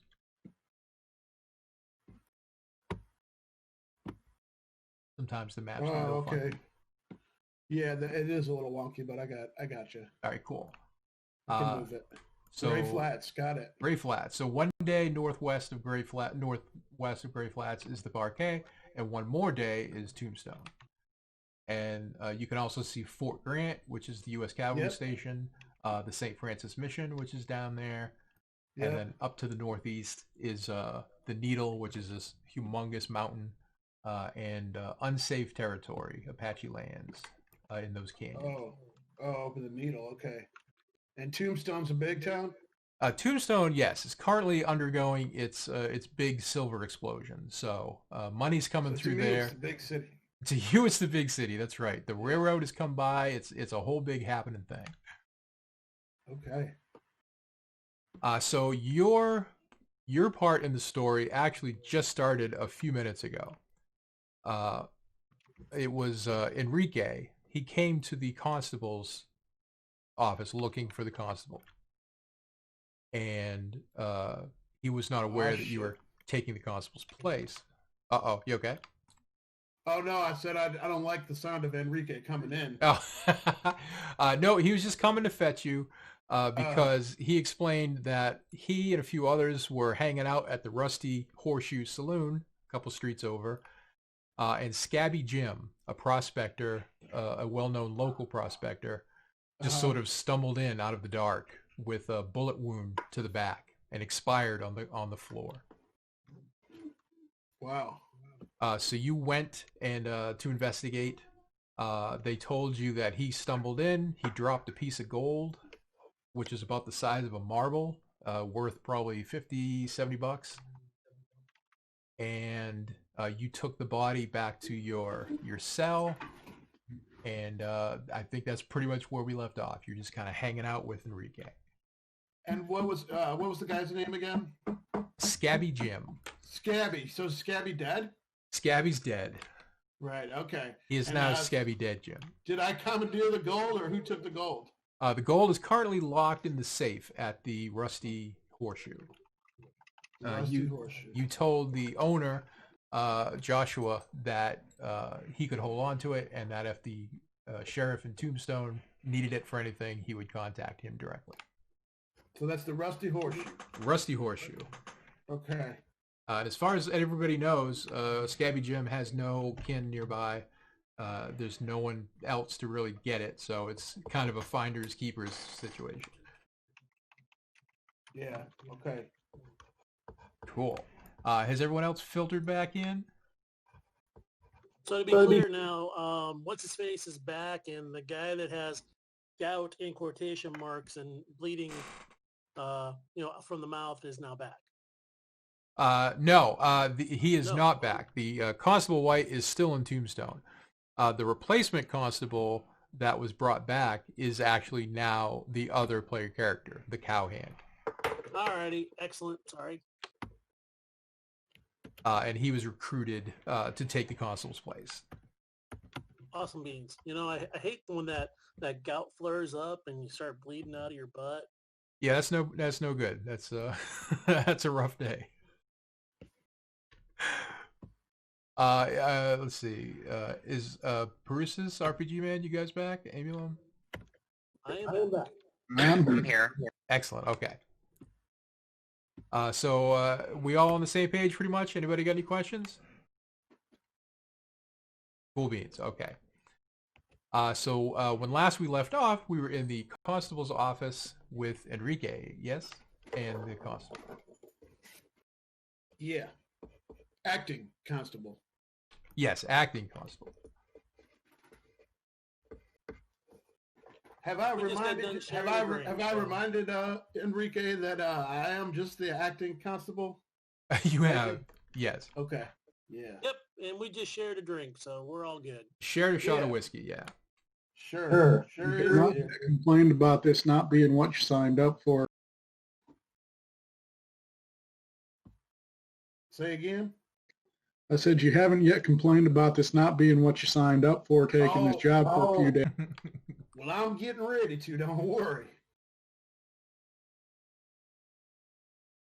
So you guys shoot the breeze for a while? What's going on over there in the constables? Yep, I'm gonna help drink that bottle and head out in a little bit.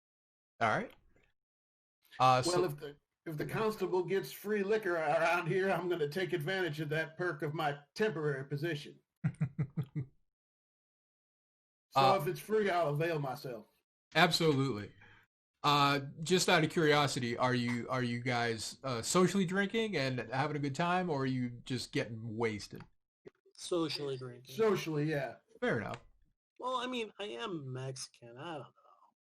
For me, it's just more about enjoying the free perk. Sure. So how about the other two back in the saloon? Let's say they're gone for an hour. Okay. I'm gonna keep trying to decipher the map. Okay. Oh yeah, we should probably go back and decipher the map. Durr. So let's say you take the full hour. So you can roll again against your IQ and add +2.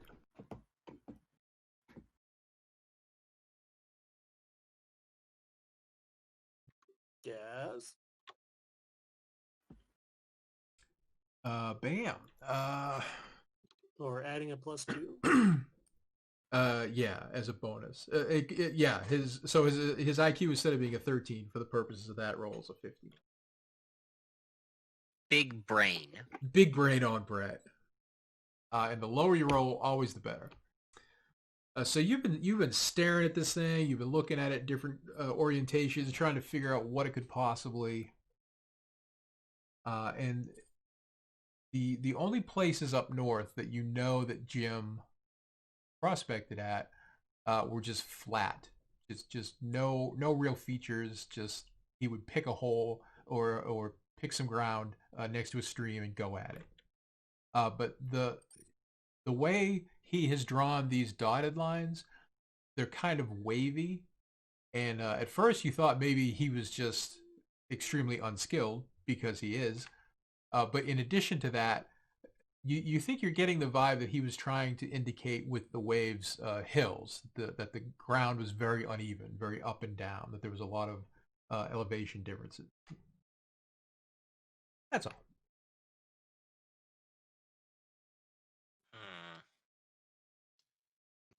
This all feels like trouble to George, so he's gonna head to the barn and look for what looks like the safest corner of it to sleep in, someplace where the horses are going to get disturbed before somebody gets to him. Okay, fair enough. How long were you in the saloon? I'm trying to figure out, relative to the hour that they are spending in the constables, would you say it's been an hour, half that? Oh, probably 15 minutes or so. He'd have stood by to offer any help he could with the cleanup or such. Okay, cool. Yeah, as he already offered before he headed into the barn. Cool. So George heads out to the barn. I'm going to move him outside. Oh, I made him a ghost somehow. How did I do that? Ooh. There we go. So he heads out to the barn. So you're alone now, Joshua, closing up. And in the constable's office, I guess, Enrique, you're finally hitting the road, yeah? Yep. And before he hit out, I was like, hey, Curly, before I head on back to the saloon, I was kind of curious. Did Scabby have a land claim out here? Curly, as far as you know, he did not, but you wouldn't really know. You know. Well, maybe I'll do some tracking in the morning and see what I can find out. Curly, you have a good night.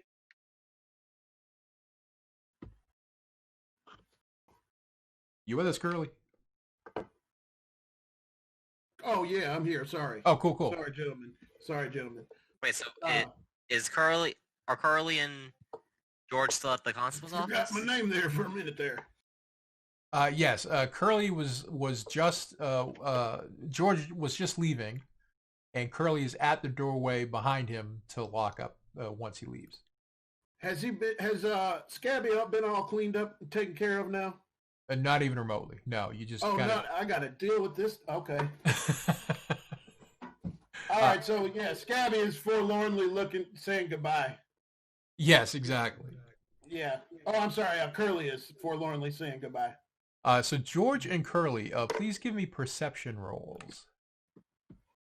And, Okay, you're gonna have to tell me how to roll. Sure. Curly, if you open your character sheet. Yep. And go to the abilities tab. Abilities tab. It should be on the right side of the character sheet window. Got it. All right. And then at the far end of that row up top, you should see PER. Yep. Just double click it. Yep. Oh. 7. All right. So the two of you, well, actually, let's get a map for you guys so we know what the hell's going on up there.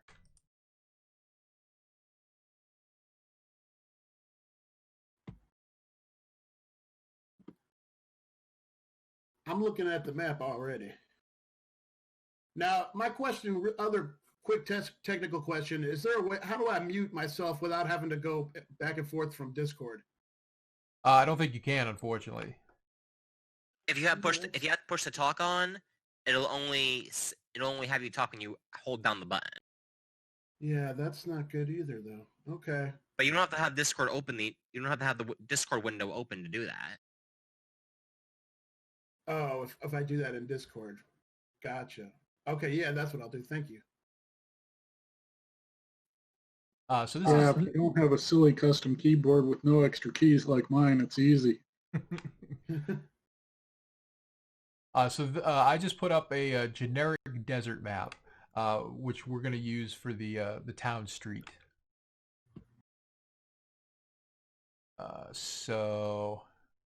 Okay.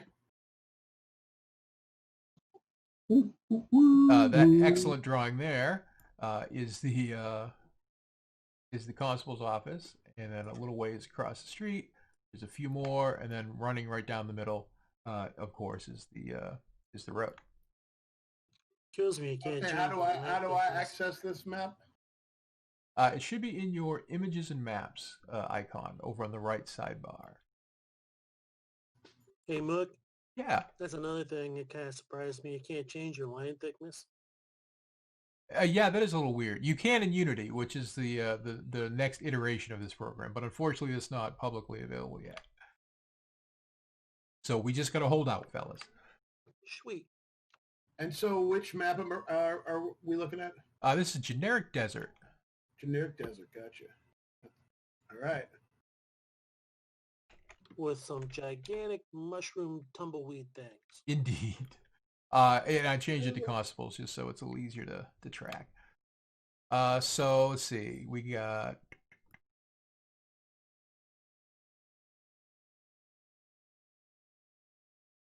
Old Curly. Here I am. Hey, George. So you guys are... Whoops. That is not what I wanted to do. It's the secret destiny. If I walk over there, talk to him. There we go. So that's the two of you. All right. So George, you're like 1 foot kind of out the door saying your goodbyes, and Curly, you're basically in the doorway. Oh, I see what it is. Okay. Yeah. Yep. Have a So good night. Hopefully I can get this taken care of. ears open. So you both made your perception rolls, which means you see standing in that alleyway, kind of directly across from the door. Yep. You see 2 figures crouched behind a large stack of boxes behind one of the markets. Now you said George, not Enrique. Ah, damn it! I grabbed the wrong icon. Yes, Enrique. I was gonna say because you'd said George from the beginning actually, and I'm like, okay, maybe George sees something I don't, or Curly sees something I. No, I'm just really bad at keeping track of names. There we go. I blew my name at first too, so don't. I think that led to the confusion for me. Here I am, Enrique. And these 2 gentlemen we see are across the street. Are these objects here covering them and obscuring them? The objects are not here. Okay. You can ignore They're those. just right over there. All right. What do these 2 fellers look like they're doing? They are definitely trying to not be seen. Still raining out. It is lightly misting.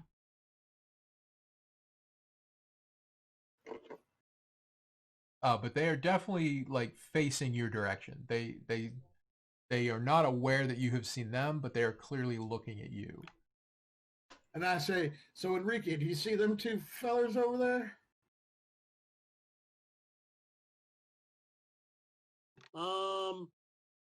No. Oh, actually, you succeeded when you rolled your perception. You do actually see them, unless you don't want to. I tell him, very loudly, no, I don't see anything out of the ordinary. Gotcha. And I say, yeah, okay. So, well, you have a good night. Excellent. All right, we're gonna make our way back in. Is the saloon still open? Can I get to my room? The saloon is probably closing down, but you can get to your room, I think, yeah. I imagine you can. All right, I'm gonna head in there and Josh, there's 2 people across this street. I think they might have had something to do with Scabby's death. I'm gonna circle around. Don't lock the door, and I head around to the back door and head around. Okay. Okay, so you just said that to me. So like Correct. over here, this corner? Oh, Curly. Oh, all right. Well, I'm gonna close the door then, as if I believe he just left. So I'm gonna head through the back door and head down south of the building and across and around. Try and get behind these guys. Okay. So Moving quickly but stealthily as best I can. cool. So directly to the south, there's like the little corner of a building there. That's a dry goods store. On the other side of that store is the Rusty Horseshoe. So there's actually only one building between the constable's office and the saloon. But he is heading in the direction of the saloon. Yes. Okay, so there's nothing conspicuous about him walking in that direction. No, not at all. All right, I'm going to stay by the door and kind of try to see if I can keep it open just a crick. Oh, wait a minute. It was Curly and I that saw the 2 guys? Yes. For some reason, I was thinking it was me and George. Okay, so I'm at the constable's office. They're watching us. Tarnation. Right. Yeah, I am sure that's entirely my fault. Yes. I'm still at the tavern. You were still at the saloon, yes. And or the saloon. Alrighty, well, anyway, I'm going to try and sneak around behind these guys. We're at the acting constables. Yes. So, Enrique, you're sneaking down south in order to get across behind those dudes. Okay. So as you head south, you are directly behind this dry goods store is the barn where Scabby Jim's donkey is being stored. I've got my eye on that donkey. Yeah, Donkey! do. I think I didn't He's got a real pretty mouth. So Enrique, give me a stealth roll, please. Since you're being all sneaky. I don't believe I actually have that skill. Oh, even better. So it'll be Dex minus 4. Up. Foolish me. I do have it.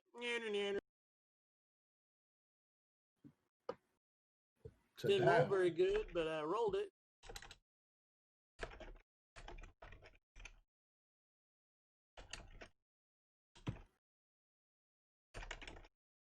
All right. Very cool. So you sneak down. So do you want to go directly across, or do you want to take an extra turn to go down to the saloon? I'm just going to try and get behind these guys. You know, I mean, if I'm not successful, I'm not successful. Right. So you are across the street. Roger, roger. So he's across opposing street to where I'm at. Yes. Gotcha. To the south. To the south. Right. George Washington, give me a perception roll, please. Minus 4. George Washington. Dun, dun, dun. We need some Scooby-Doo music going in the background. That was straight. Go ahead and pull off the 4. So you thought you heard some rustling, but it was probably just the wind. You're gonna die. Oh, Nah, this will be fine. Sure. I'm sure it'll all work out. So Enrique, it's going to take you about 3 turns to get around behind those guys. Old Curly, is there anything you want to do in those 3 turns? Well, I suppose I'm going to take it. The first of them, what I would take, I'm going to just open the door just a crick or 2 and see if I could spy out there and see them 2 bastards. Okay. Roll me another perception roll, please. All right. One moment. Perception. Oh, no. 16. Oh, dear. Oh boy, you're gonna die. I don't see nobody out there. So there's no lightning flashes or anything. It's just pure black. And they've moved on or they're not presenting themselves around the crates, but you can't see them at all now. All right, well, I'm going to take my glasses off and rub my eyes and see, is there a window up there to the north part of the building? There is. Okay, just north of the door there where I'm at? Mm-hmm. I'm going to move to that window and try to keep watch and see if I can see who is that down the street there? Josh? Ricky. Oh, Enrique, excuse me, it's Enrique. I want to see if I can see Enrique down there. Cool. You just as you get to the window, you just see him disappear behind the corner of the building. So he seems to have made it across. Okay. Okay, well then for the 3rd turn, I'm just going to post up in the window. Okay. So we'll get to that in a mo. While all of that is going on, Joshua, could you also please roll me a perception roll? For the GM roll or just a straight roll? GM roll, if you could. I'm trying to get in the habit of that. Oh, damn, very nice. So you made it by 9, which is pretty spectacular. So you are you're cleaning up, you're battening down for the night. Now, you've lived here, you've owned this building for a long time, you know every noise that it makes. And you suddenly hear a creaking from the 2nd floor. Nothing alarming, just the floorboards creaking, but you know that it's not a sound that you've normally heard before. It strikes you as odd.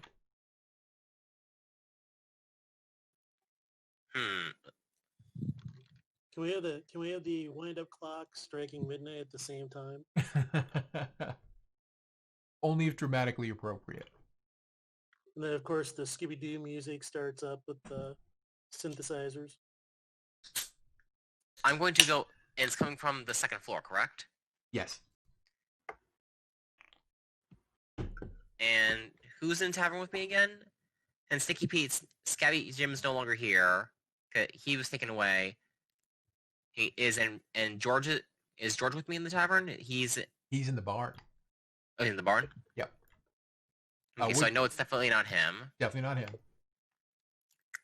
I'm going to go ahead and pull out my sidearm and head towards the stairs. Okay.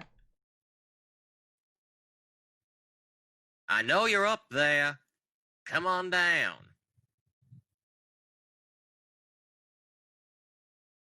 So you say that, it sort of echoes off the walls, and then a moment passes, and then another, and then just when you think nothing is going to happen, an Apache warrior in buckskin comes charging down the stairs towards you with a tomahawk in one hand and a knife in the other. Like just full blown bum Just rushing absolute, me, or... yeah, just absolute, no hesitation, just runs full tilt down the stairs, right at you. I'm going to take a pot shot at him. Okay. Let me get this bastard on the map for a sec.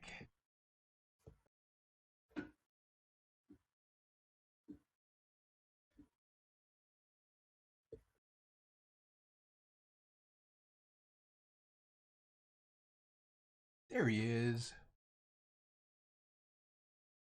So the range is negligible, so there's no penalty for that, and you knew that he was there, so there's no real surprise, or you suspected somebody was there. So it's just a straight-on roll, whichever way you want to do it. Single shot, triple shot. And, I'm trying to let's see. I'm trying to figure out if I want to just disable him or. Right on, leg. So many choices. I'm going to take a single shot at his right leg. Okay.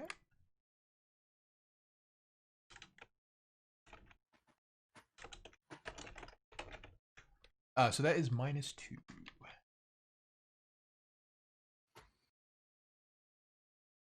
Ooh, damn, you were just on fire.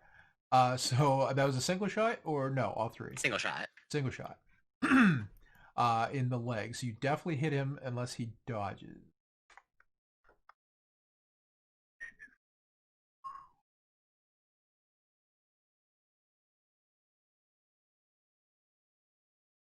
He does not dodge. So roll damage, please.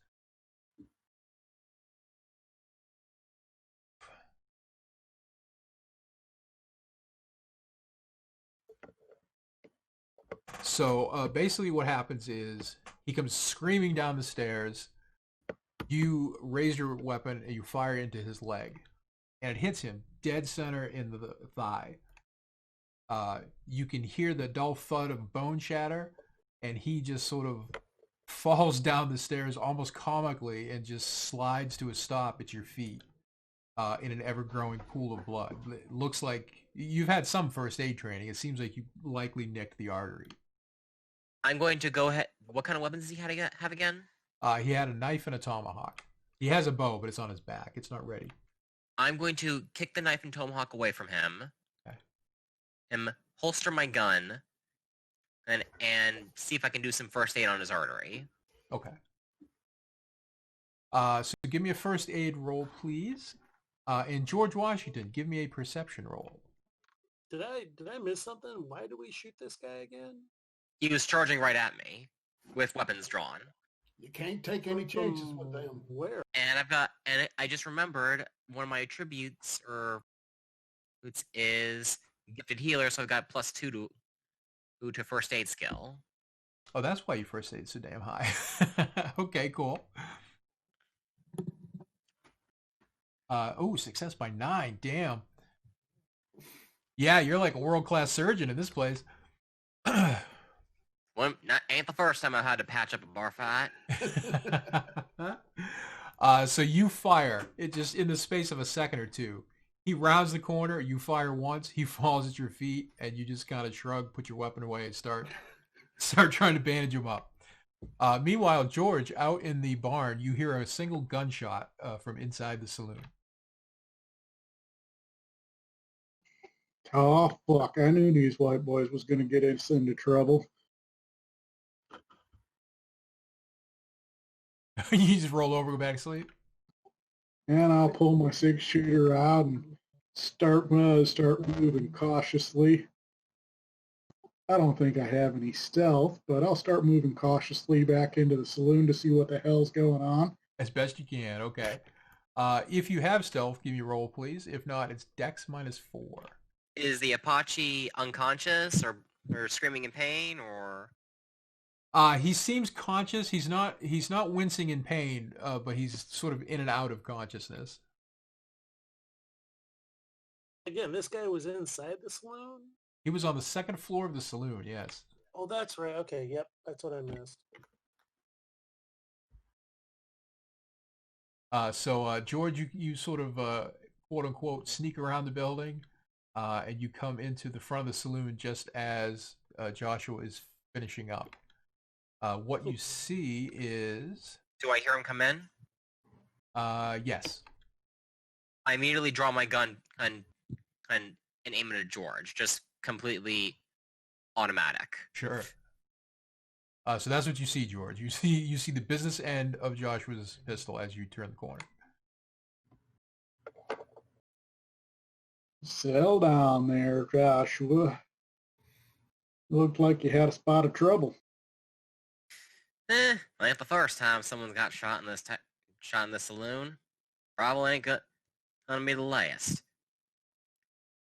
I was just about to, if this fella stays conscious, I was gonna ask him what was up.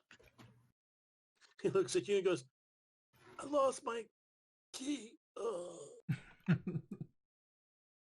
So he is in and out of consciousness, but you seem to have at least stabilized him. If you don't continue monitoring him, he will die in a day or two. But if you take care of him and want him to live, he will stay alive. I'll go ahead and take it and give him first aid. Okay. So he is at a whopping 1 hit point. Oof. With a gunshot and a shattered femur. Yeah, I didn't say he was happy about it. Probably gonna lose that. Since he's patched up, would me giving him some whiskey help? Yeah, probably. I'm gonna go ahead and give him a shot of whiskey. He can just say, I'll just put this and the medical supplies on your tab. George is just going to take up a seat in this corner and keep an eye on everything while he does all this. Okay. Probably leaving that sidearm out, resting on the table. Seems like a prudent move. Simultaneous with all of that happening, Enrique, you have managed to come up to behind the two figures that you saw earlier. Okay. And as far as you know, they are not aware of your presence. They've not heard you. Now, Okay. Old Curly probably can't see that far down there to see Enrique down there. Would that be so? Probably not at Would that- night. would- Yeah. He could in the day maybe, but not, yeah, he can't really see where you're. Even with my glasses on, I can't see that far. All right, All so right, well, I'm waiting for a signal I can't see, but... Enrique, you can see you're much closer to the figures now. They too are Indian braves, which is unusual to see in this town, to say the least.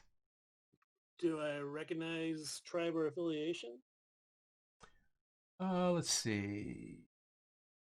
Who, what, where? You are a scout. You do speak the language. Yeah, what the hell? I'll give you an IQ roll. All right, give me a sec.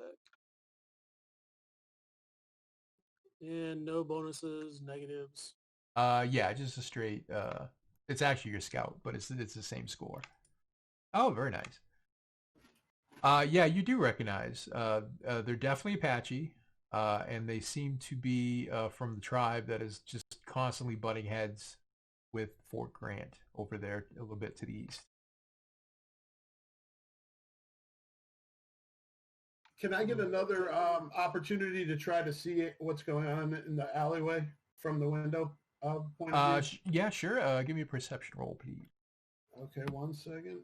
Sorry, I navigated away from there. So at this point, we haven't heard the gunshot from the saloon yet, correct? Not yet. You're about to though. Okay. In that case, I've got my back up against 9. Yeah. Oh damn. Okay. So you can see the two figures kind of shuffling around out there. One of them doesn't seem to be wearing a shirt, but that's about the most detail that you can get. Oh, that can't be good. Somebody at the saloon maybe had too much to drink. I'm gonna have my back up against the building, making my way slowly and stealthily down here until I'm probably about 20 feet away. If I catch you, I'm gonna be like, all right, guys, hands up. Don't want a situation here that we can't come back from. All right. Give me a stealth roll first to try and creep up on him.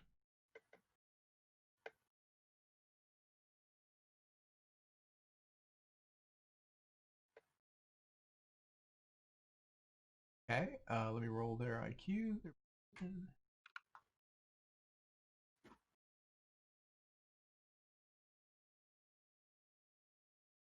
There you go. So they are quite intent on keeping an eye on the constable's office and seem entirely oblivious to you sneaking up behind them. So you sneak up behind them and say, what exactly? In Apache, I'll be like, all right, guys, hands where I can see them. Let's not have a situation that we can't walk away from. Oh, you speak Apache?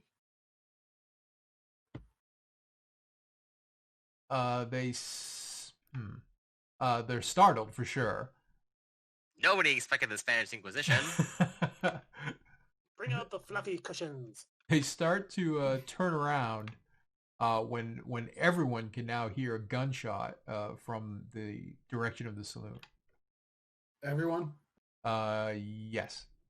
Okay. Wait, my saloon? Yes, this is the gunshot from a few seconds ago. Oh, okay. I was going to ask if I heard it. I didn't want to interrupt. Oh yeah, I bought no. That is the gunshot. It's not another gunshot. Right. Okay.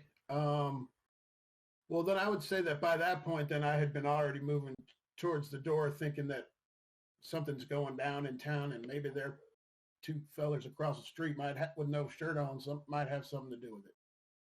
All right, so it puts you a little bit outside the door. Okay. Yeah. One more. I might be old and blind, but I ain't no scaredy cat.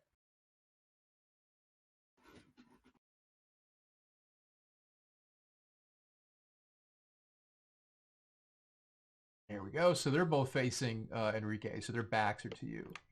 Then the gunshot goes off. They kind of jump for a moment, and then they both start charging at Enrique. Now they one has a bow, one has a rifle, but those are both slung across their backs. They're both using melee, hatchets and knives. So Enrique, on the combat tracker, which is actually sorted in according to turn order, you're number 1. So why don't you go first? So they're charging right at you. I am unclear if I had mentioned I was approaching. I mean, I came up around there with my pistol out. You did? I'm not sure. I probably didn't, but it makes sense to have it out. So at that point, these guys are charging at me. I'll try and put a bullet in each one. Okay. So let's see. So you're gonna try and hit both of them. Yeah, just boom, boom. Fancy. Fancy schmancy. See what happens. Auto attack.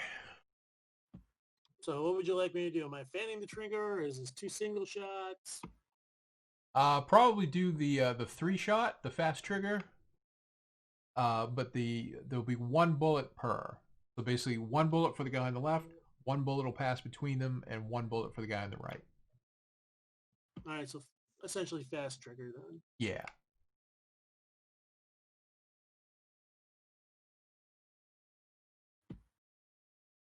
Maximum 2 hits. Well, that's coincidentally exactly what you needed. Yay! So they're close enough. There's no range penalty or anything, and you already had your gun out, and they're just screaming berserk and running down the road. So they each get a dodge, and then we'll apply your damage. Who we got here? Alley Okay. bow and alley rifle.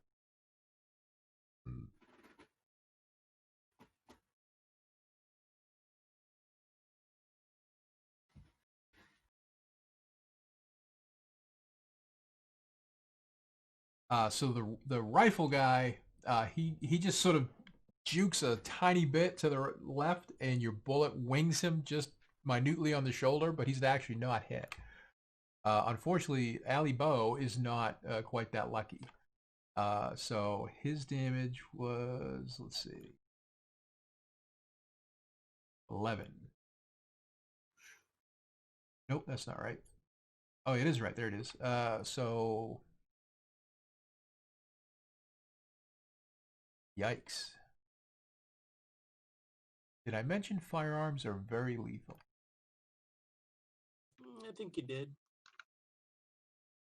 So he takes a shot dead center in the torso, clutches his chest, gargles a little bit, and goes down on one knee. So he's basically on the ground crawling, and there's blood everywhere, and he's yelling, kind of grunting loudly. He's still conscious, but it does not look like he's going to be able to be doing much of anything anytime soon. Roger, roger.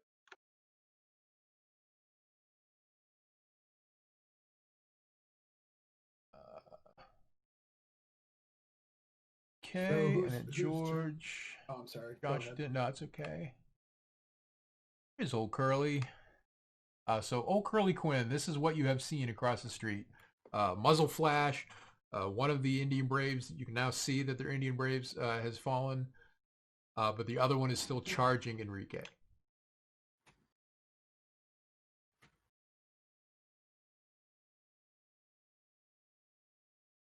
Curly. Okay. So it's your turn. Would you like to do anything? Yeah, I'm definitely gonna. I haven't drawn till now, so I'm gonna definitely draw my pistol, Okay. and I say, God damn it, Enrique's trying to get me shot, and try to head over to the that would be the northeastern corner of the building there Okay. to try to stay as safe as I can. I'm the acting constable. That's right. What's the real constable's name again? Who's got it coming out of both ends back there? Constable Jim. White. Poor Constable White. Or He should be Constable out White. here. So in the time that it takes you to run across the street, you got your weapon out. That's no problem. And on the following turn, you will be ready to Okay, go. I have another move. You do not this turn. Okay. Sorry Okay. about that. Sometimes I talk and I don't have the button down. No, that's actually what I was assuming, but yeah, got it. Yeah, please call me on that every time you catch it. So Yep. yes, next turn you'll be raring to go. And then Alley Rifle gets a turn. He is going to, or he will just make it to Enrique. So if he wants to attack, he's going to have to take a move and attack, which means he's at a pretty serious penalty. But he's going to try it anyway.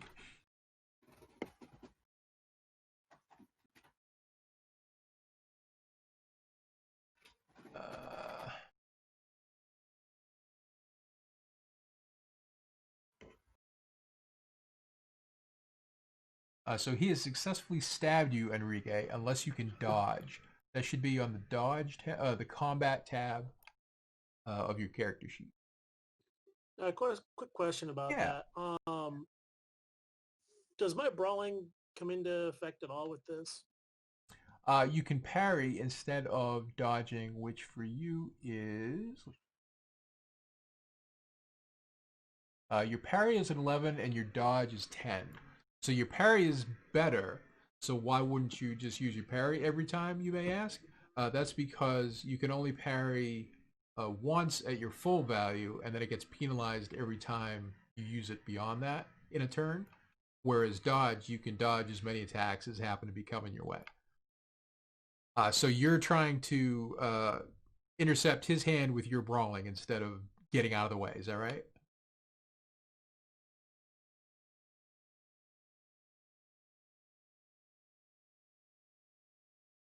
So you're trying to parry instead of dodge?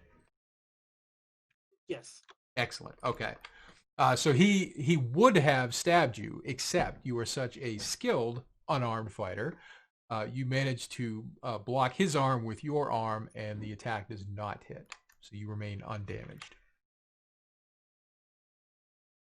When you're throwing your weight around, be ready to have it thrown around by somebody else. So the other brave, it is his turn. His turn is to bleed. And then it is back to, I believe, Enrique. I bleed on you. Question for you. I know this is more of like a cinematic thing, but seeing as I have not dropped my pistol, I kind of see myself having blocked his knife hand with my left hand, whether I've grabbed his wrist and struggling with it. Can I just take my pistol, just shove it into his gut and like shoot? Oh yeah, no problem. All right, let's go ahead and do that. I'm down with that. Hell, I'll even give him a penalty on his dodge. Are there penalties for using ranged weapons up close? Sometimes you'll get a bulk penalty, but I figure where it's a pistol, like if it was a long arm, I would probably, but I don't think I'm gonna bother for a pistol. But yes, normally there would be.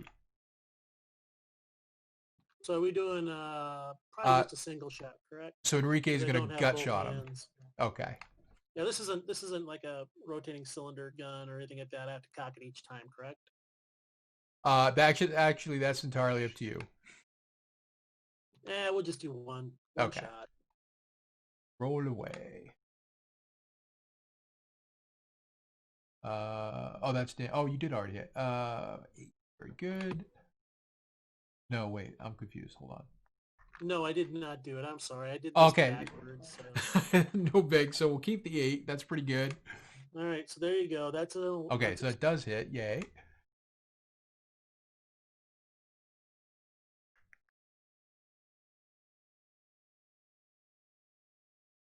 Oh, and he does not dodge. He would.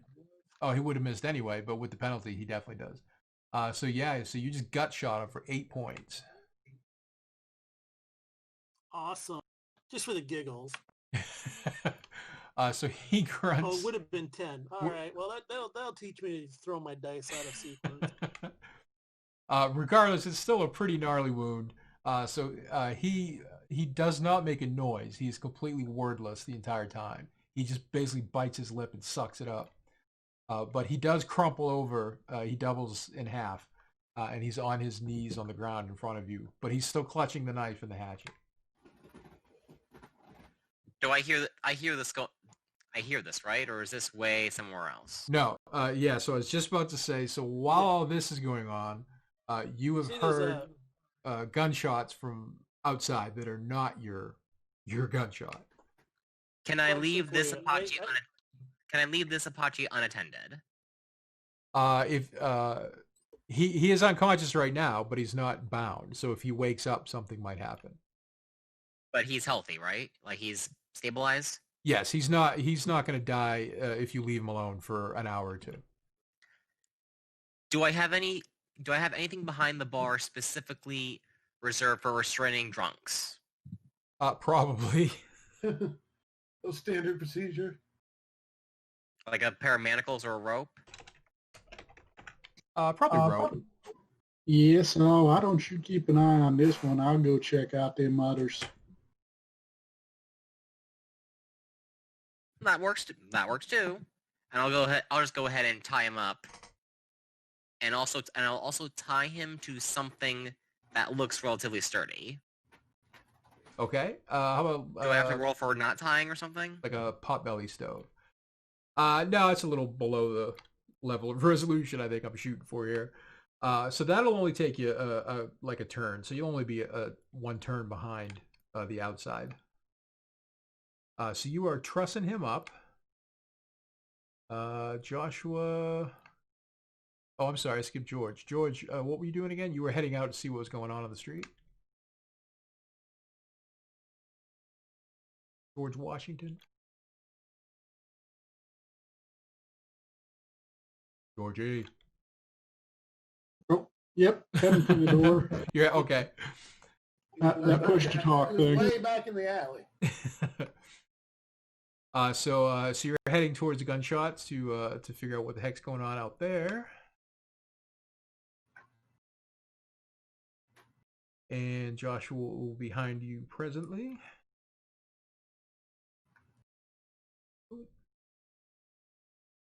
And that brings us to Old Curly. So you are on the corner now. So this brave with the bow is still down and bleeding in the dirt. And the one who is engaged with Enrique is now on his knees on the ground. And it looks like he just suffered a gut shot. Okay. Can I ask a quick question? How well do I know Enrique? Because since I'm from up the Bar K, does he work with me, or is he from town down here? Everyone apart from you is townsfolk. Okay, so do I know? I may have done some work for you guys out on the ranch as a scout. And we did drink for an hour together. Yeah, so. nonetheless we had a drink together over poor old Scabby Jim's demise. So Yes, we okay, did. so I'm going to assume that I'd really like to not see any harm come to Enrique. But then again, by the same token, I'm not going to get into any kind of knife. I'm a little long in the tooth to be getting in knife fights now, you know. Yeah, that's So true. I'm going to keep my pistol out, but I'm going to start slowly advancing my way up the alley as far as I can get towards the action. Okay. Before he goes, I'll just remind him: try not to kill him. One of them is bound to know what's going on here. And I'm yelling, "Get him, Enrique! Get him!" So that, you know, hopefully Enrique will have him subdued by the time I get there. Okay. Let's see. So he. Oh boy, what is he gonna do?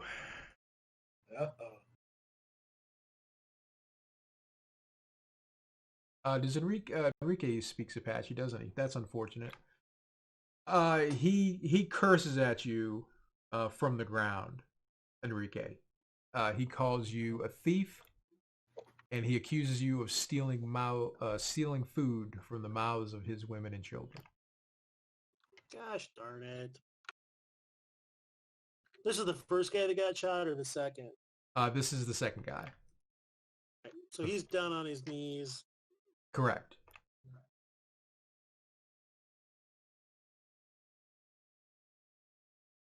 And then we're down to Saloon Attacker. He attempts to untie himself, but he not. And Scabby Jim continues to decompose. You can probably take him off the tracker. Back to Enrique. Poor old Scabby.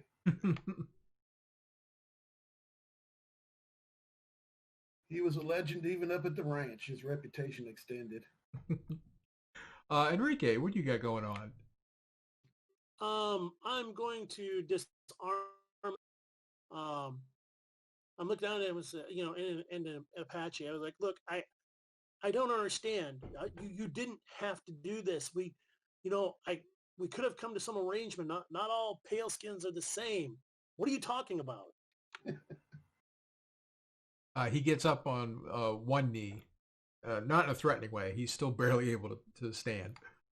I assume I've kind of like kicked the knife away or something. Yeah.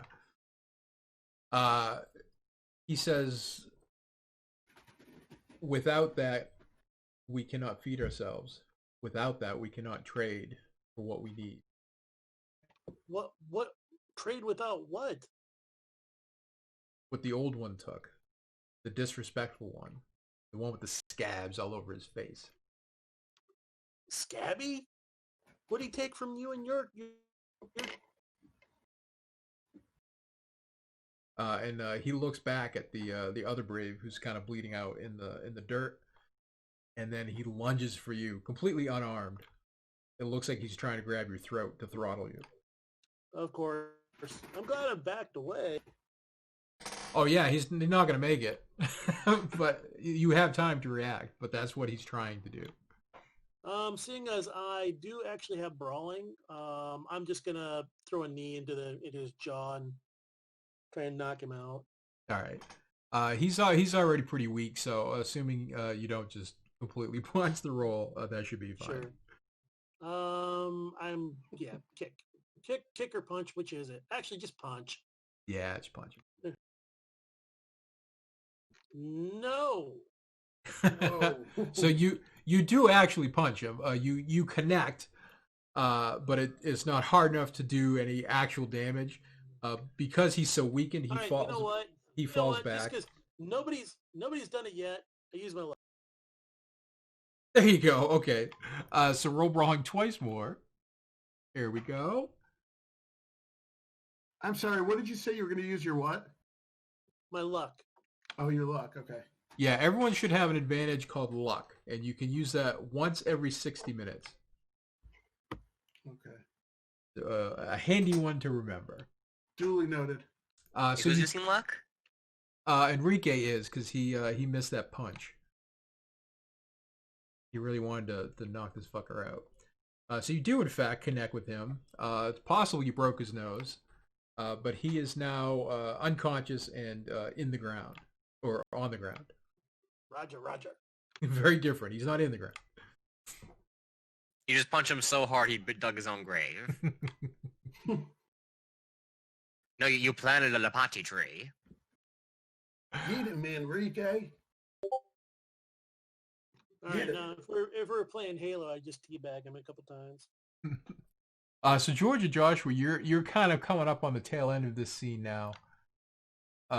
This one brave looks unconscious or possibly dead on the ground.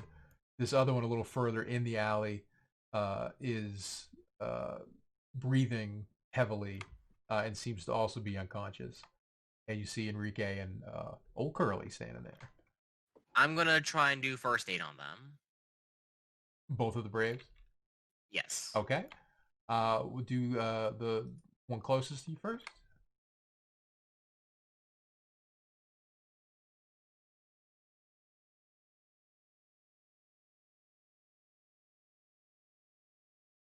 Very nice. So Hey, Mom, you managed why to you go and shoot our red brothers? look at the doctor go. So you managed to stabilize both of them. They're not really getting any better, but they're not going to bleed out either. And is it still nighttime or is it now in the morning? It's like 2 a.m. probably. Still got a ways till dawn. It is too early for this here malarkey.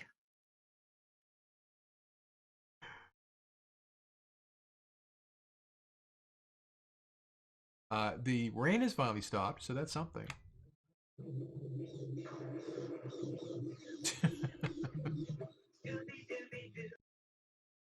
So obviously I'm aware that he's performing some first aid. Yes. All right, can I get a free action and say it looks like them fellers shouldn't have messed with Enrique? No, no, they shouldn't have messed with Enrique Rodriguez Esteban and Jesus Chilupa Andes Sanchez. There we go. And then That's right. And then, do you have an ally that you pay to just follow you around with a guitar? That'd be so And you just pay him, awesome. and you just pay him to just play Spanish guitar every time you talk. That'd be sweet. Like in Puss in Boots.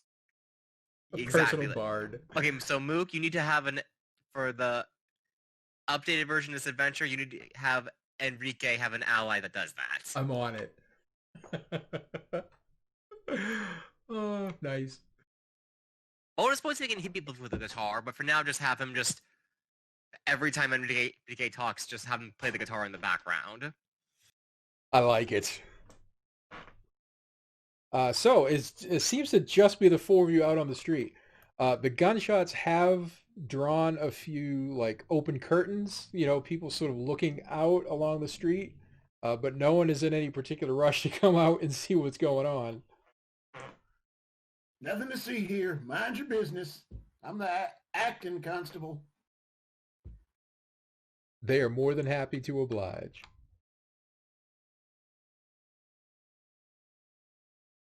George is just going to kick back on this wall right here, keep a good eye on everything around, just in case these guys had some more. Those magic beans Just for the hell of it, George, give me a perception roll in the tower, if you please.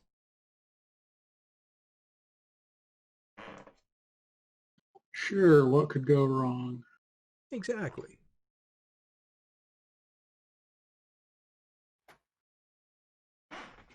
So George is being vigilant. How about the rest of you? Oh, well, I'll go ahead and be vigilant too. Okay. This is just standard wariness, or we're looking for anything in particular? That's up to you. If you're actually looking around to see if there's more people lurking in the shadows, perhaps, or anything else to see, you can do that. If there's any more of them shirtless fellas. I'll go ahead and keep an eye out for any more Apache.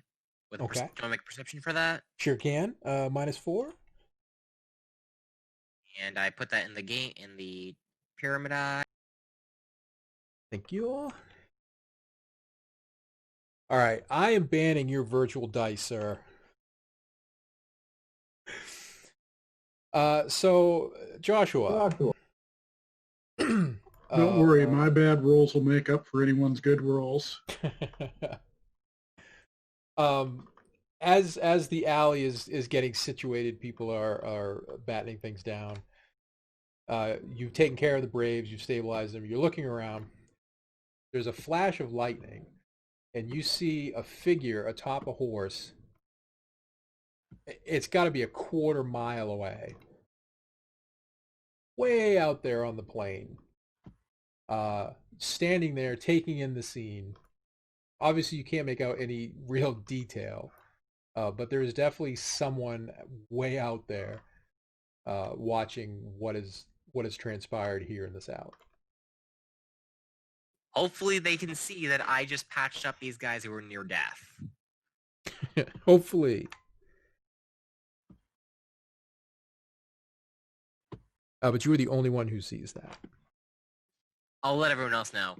There's another one way over there. They're watching us. Hey, Josh. What? Watching us? Another Apache. Them fellers are real dangerous. I don't know if we want any more trouble around here tonight.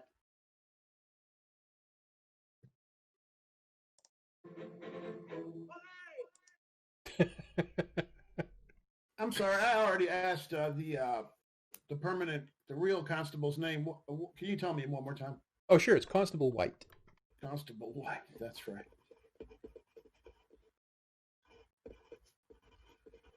Yeah, I'm really just trying to hold down the fort till Constable. In fact, he might even be feeling better right now. Why don't we go see? Well, Mr. Curley, you reckon we should tie these foul ones up real good or put them in the ground? I ain't no coward, or nothing like that, but this is his job after all, Well, we got one tied up in the saloon. It Alright. stayed that way. If the sheriff's office is nearby, we might as well throw him in there. I suppose we'll have to hang him for killing Scabby now. Ain't this a son of a hoot? I'm actually going to go back to the tavern and check up on the other guy. Okay. He's pretty much exactly the way you left him. Unconscious and tied up. Look, I'm just going to go ahead and put him over my shoulder and carry him over. Okay. Do we need to make any checks for that, or? Let's see. Nah, your strength's good. I just put him in a fireman's carry. Yeah. So you now have Here's the other one. 3 Braves of varying states of unconsciousness and or bleeding. Holy tarnation, the bodies are piling up. Must be a Tuesday. George will go ahead and grab one of these fellows in the street by the legs and start dragging him over to the constable's house. Okay. I suppose. Is this how most GURPS games tend to go? Ending in blood and crying? Is that what do you mean? Basically. Not always. As a matter of fact, the first installment of this game had no combat whatsoever. They literally avoided or talked their way out of every single encounter that they came across. So we're the murder hobo group. I mean, that's one way to look at it. You well, were no, actually, no, we're not, because no one's dead yet. That's right. And I mean, you were attacked legitimately. It was self-defense. Yeah, I didn't get an opportunity. No, I did not. And knock on wood, nothing's been set on fire yet. Well, the day is young. Yeah, the day is young. Look at it this way. Shirtless fellers are jumping out of the cracks and stabbing at people. Stabby stab. Now, what's the worst part? Them not wearing a shirt or them stabbing at people? Actually, to speak to that, it is, by the way, extremely unusual for there to be Apache in the town. There are occasional attacks out by the canyon. Some of the prospectors have problems out there, of course, because they're unescorted, unattended. But it is almost unheard of to see Indian Braves on this side of the fort. Usually the fort is between, quote-unquote, civilization and the canyons. I'm going to wait until the four of us get together, and then I'm going to let them know about what the one Brave told me. Okay. About Scabbies being disrespectful and stealing something, and how they're, won't be able to trade or feed their young ones because of So all four of you are in the constable's office with the 3 unconscious Braves. Does that sound right? Yes. All right, guys, that Brave right over there, and I point at the one that I gut shot. Mm-hmm. He was telling me that the reason these guys are in town is apparently old Scabby took something from them. I don't know what yet. Haven't asked him, but apparently it's important enough to this tribe that these Apache Braves came down to the city or down to the town, and we're trying to get it back. And apparently it has to do with their ability to trade and feed their families. I heard you guys talking in that native mumbo gumbo. Well, I suppose old Scabby done started a big problem now. Are the Apache around here known to use gold for trading, or do they mainly use barter? They mainly use barter, but no one around here will really trade with them. The occasional prospector, mountain man, what have you, but they're not welcome in the towns, so they don't. Where they trade, you're not entirely sure. All right, we're in the constable's office. I'm gonna grab a glass or whatever, a tin cup, sort of like dump it out, clean it out a little bit, grab what's left of the bottle, put a little bit of a drink in the bottom of it, and walk over to the cell where the Braves are at. And the one Brave I spoke to, I'll offer it to him through the bars, and of course in Apache, speak to him. Look, friend, I'm sorry what happened to you, but I'd like to be able to make it right if I can. What, you came into town trying to get something. What were you trying to get? He says, we want back what Scabby Jim stole. We want the gold of our people. So Scabby Jim stole your gold. I mean, where do you steal it from? He scoffs. I'm not going to tell you that. Well, friend, if he found it on the ground or he mined it out of the ground or anything like that, it's his. It is our ground.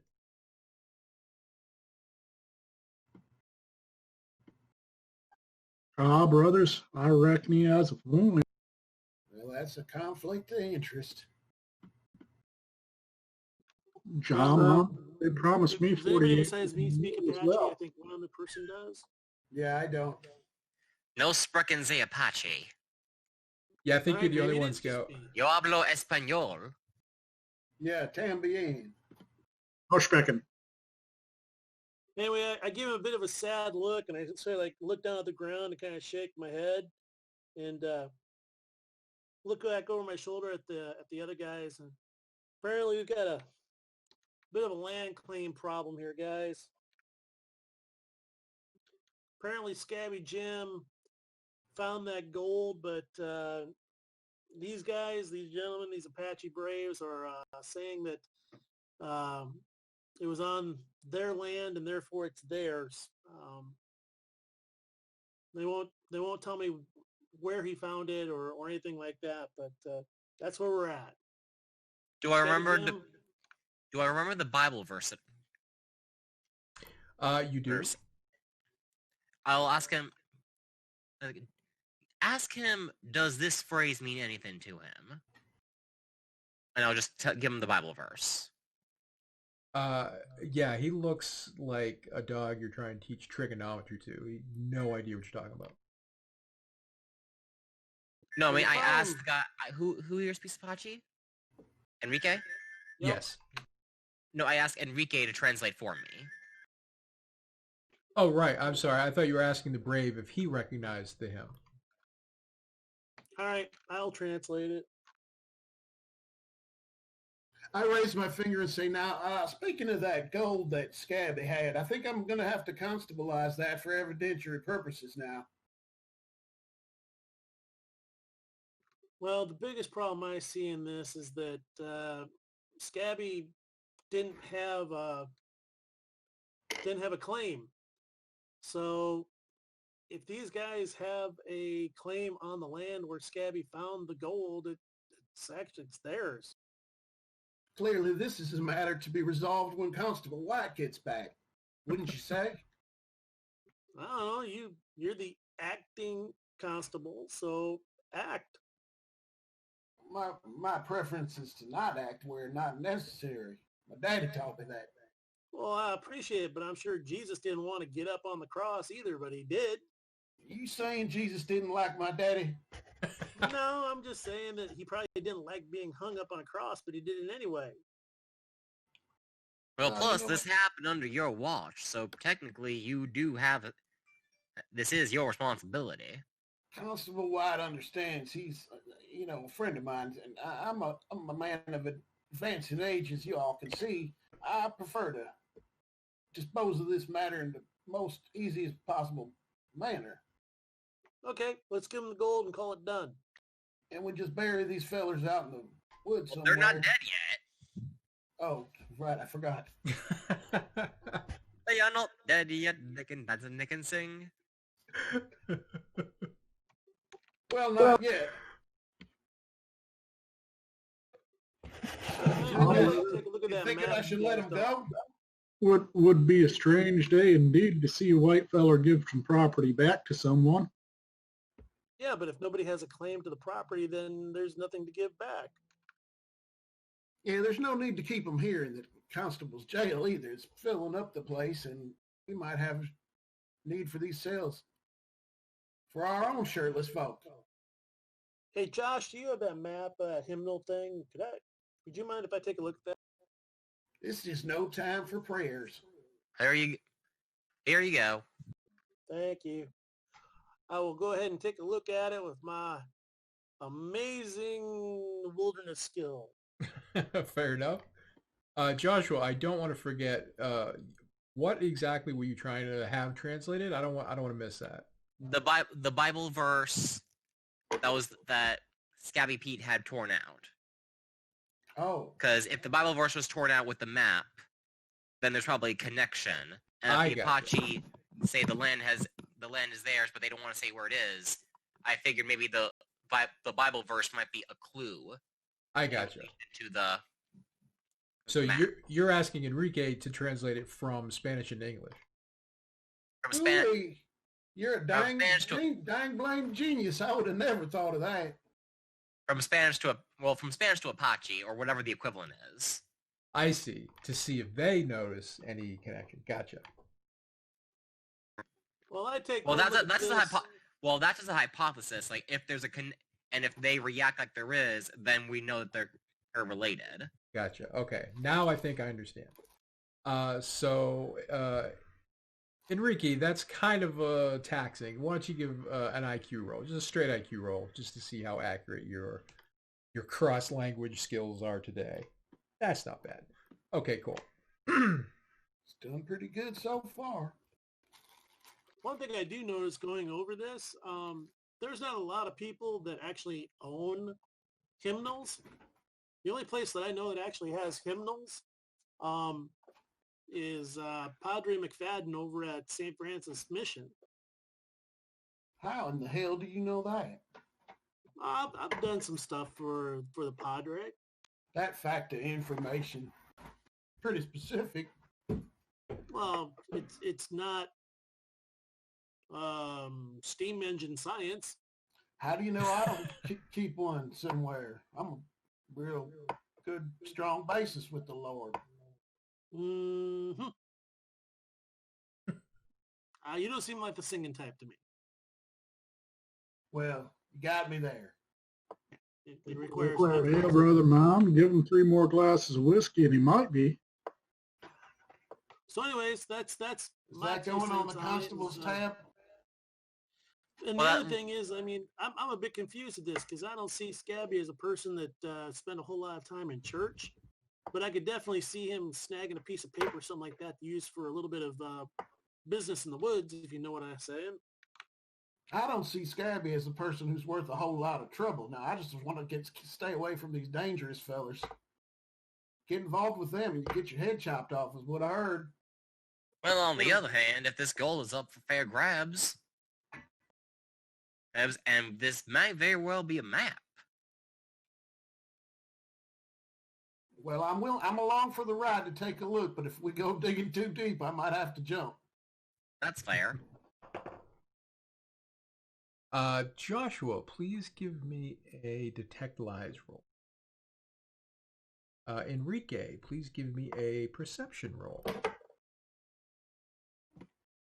And that's in the pyramid, right? Actually, you don't need to. No, you can make that a public roll.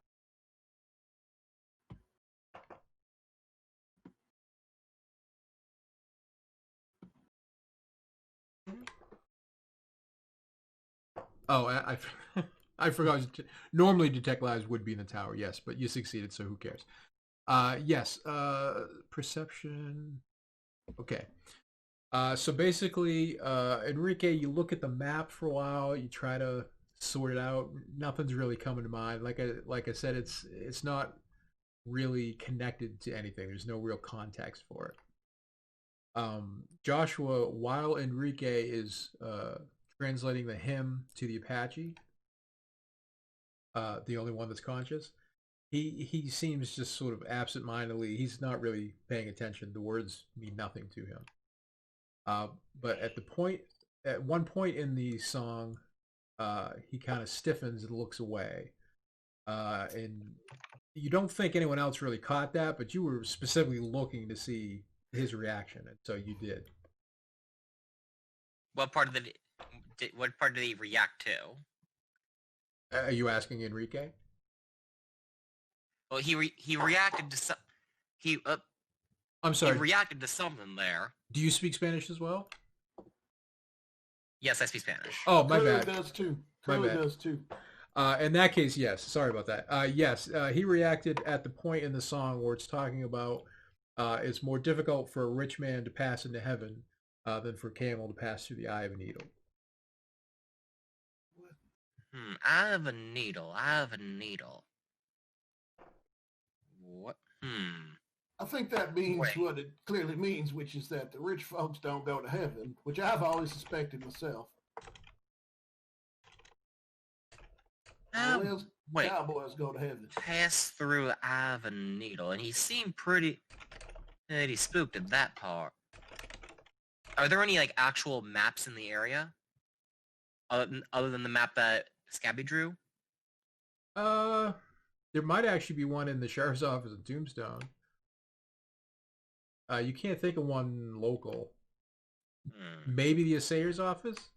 There's a small one here. The main branch is in Tombstone, but it's possible the branch here has one as well. Okay, I'm going to look around and see if I can find an actual map. Okie doke. And I'm sorry, but Curly wasn't actually there when Scabby Jim came bursting into the saloon. That is true, yes.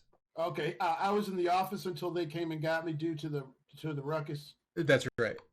The hullabaloo. Hey guys, I mean, from the beginning of the game, I mean, there's an area landmark that's seen for miles and miles around called the Needle, which is in Apache lands. Which is a place we want to avoid going to at all costs, believe me. You better believe, you betcha.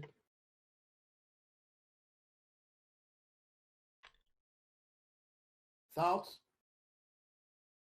So what did you say you kind of cut out there?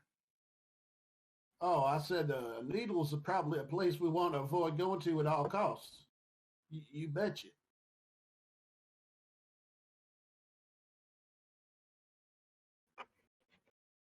Y'all hearing me? Yeah, I'm hearing you. Yeah, we got you. Okay, just making sure. It can be hard to tell sometimes. So there's no map in this office, right? Not in this office. The Assayer's small branch is one of the buildings across the street where that little kerfuffle took place. If you look in through the store, through the street front window, you can see a map above the clerk's desk in there. It's obviously mainly concerned with claim designations and zones, so there's not really a lot of the normal map type stuff, but it does have topographical data. I'm going to hold up the doodle that Scabby made up to the map. See if there's any relations between them. Okay. Give me a perception or IQ, whichever is better. Although it's probably the same. And is that a private roll or is that a public roll? You make it public. Oh, damn. I meant, no, you need to roll that in tower. Do it again. Kidding. It doesn't match up perfectly, of course. But you do notice that there are a number of small trails leading to the mountain called the Needle that are sort of in the same shape as that map, assuming that X were the Needle. Well, I'm damned. Scabby was onto something. I'll be damned too. I'll be double damned.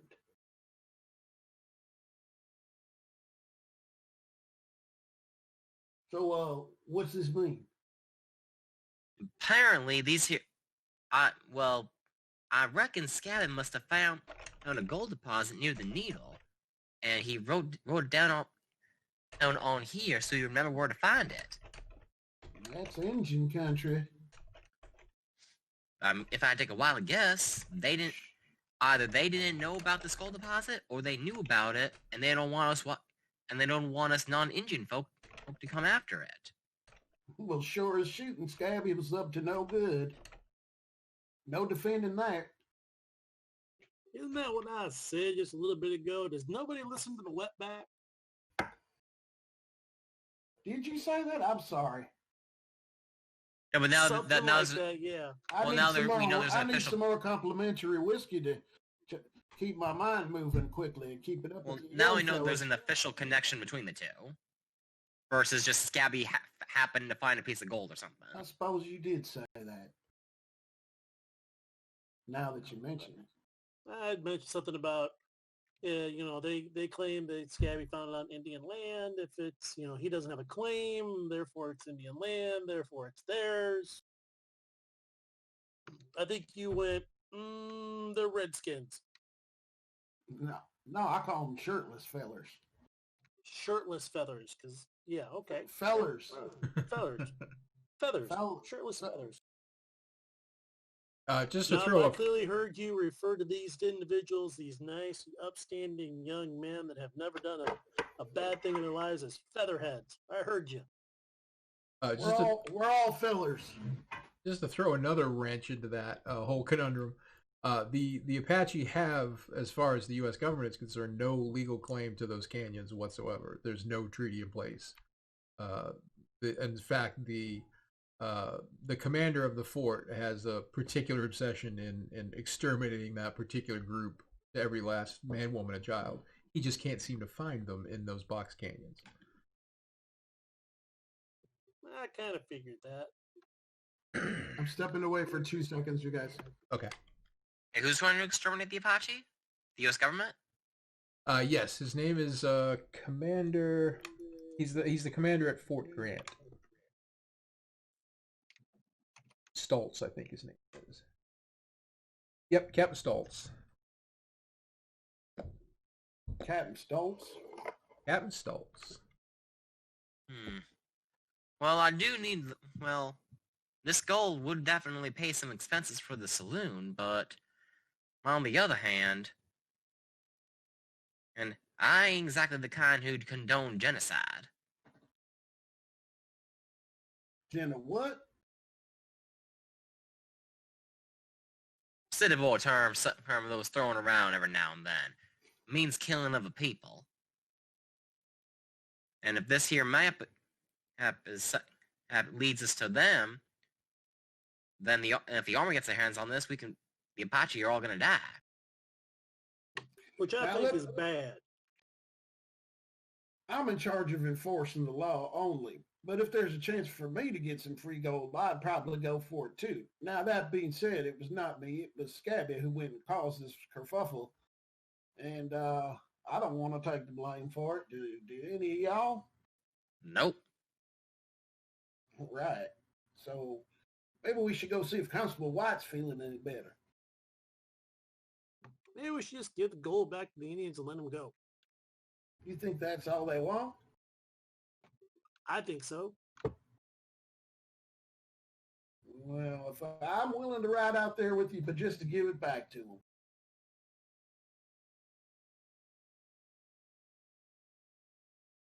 What do you guys think? I'm not going to try to arrest anybody for killing Scabby because I didn't see that actually take place, and that's And we were all acting in self-defense, so it's not like we assaulted the Apache. Wait a minute. I just thought of something, boys. Said Scabby got shot in the back with a long arm rifle. That's right. Oh, he did. I thought, okay. Yeah, that Looked Indian, bad. the Apache that I got shot. He had a long rifle. I'm going to go. Did I get a good look at the bullet that shot Scabby? Or As I recall, you succeeded by like 7 or something. So yeah, you did get a pretty good look at it. so I'm going to eject a casing from the long arm and see if it matches up. Okay. Yeah. You noted during your initial exam of the wound that it was an extremely powerful rifle, and the rifle that this warrior is carrying is not. It's just a mass-produced, bottom-of-the-line. He probably picked it up for a few pelts somewhere. Well, definitely. Well, it wasn't this Apache that shot him. These bullets are way too small. Whoever shot Scabby, they definitely had money to burn. I have a surprised look on my face. I look back at the brave that I got shot. Like, hey, did you guys shoot Scabby? I never got the chance. So you guys just rolled into town not too long before we saw you, huh?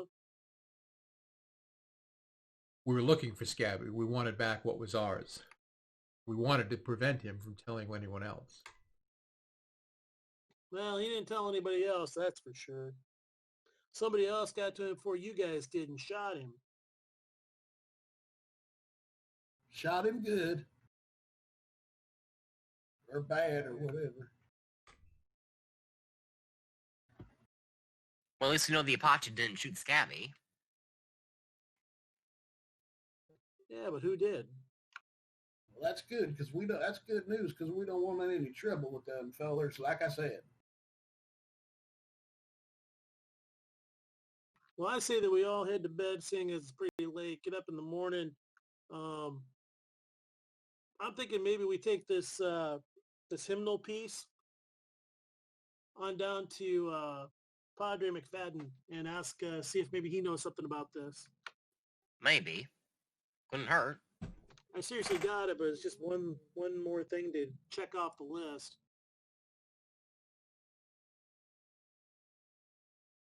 Well, who's in charge of commandeering my accommodations until I can go back up to the barcade? Well, after all the Hezarah we've been through, y'all can stay in the saloon. Thank you. Much obliged. Very generous. So you only sleep for a few hours before it's already sun up.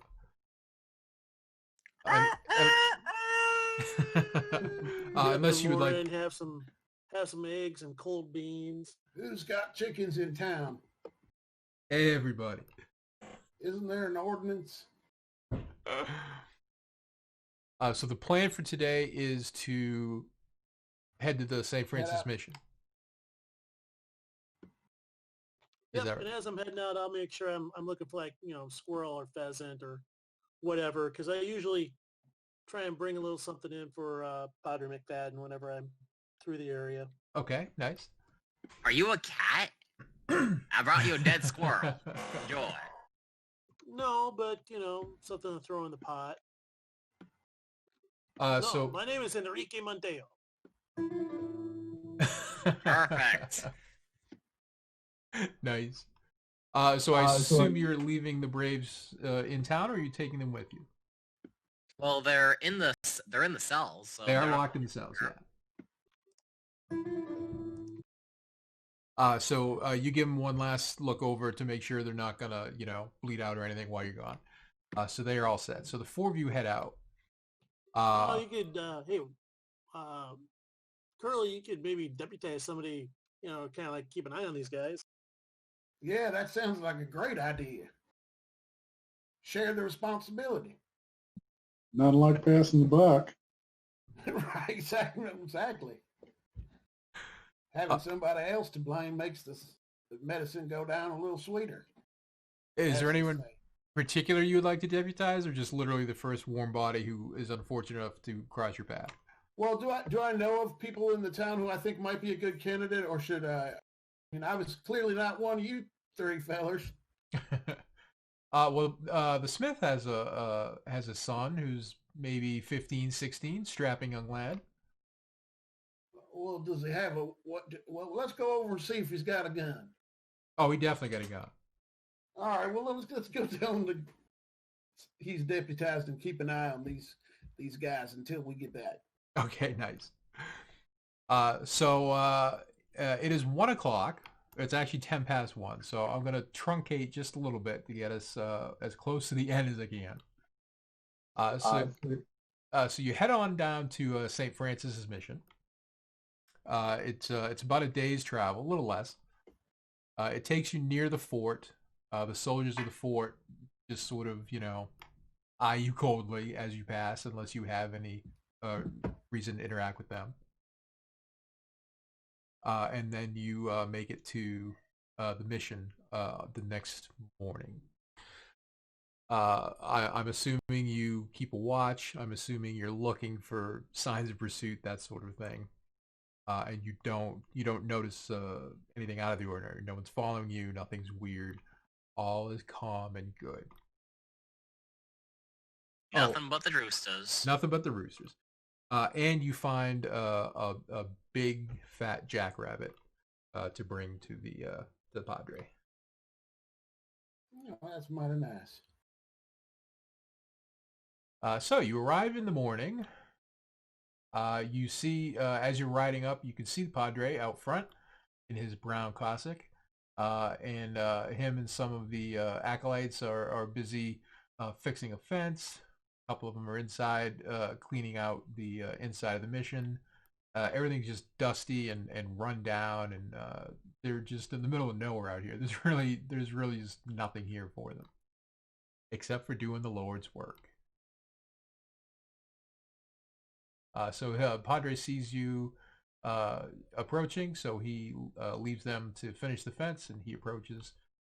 In particular, he sees a jackrabbit slung over Enrique's saddle. So he puts up a hand. Morning! Brings you four out this way? I don't suppose I caught a squirrel or anything on the way. A jackrabbit and a squirrel? So greedy. Yes, you can have a jackrabbit and a No, squirrel. whatever. I mean, just whatever we caught, pheasant, turkey, whatever. Yes, you're pretty good at what you do. So yeah, you were easily able to find some game. And so is this Padre McFadden?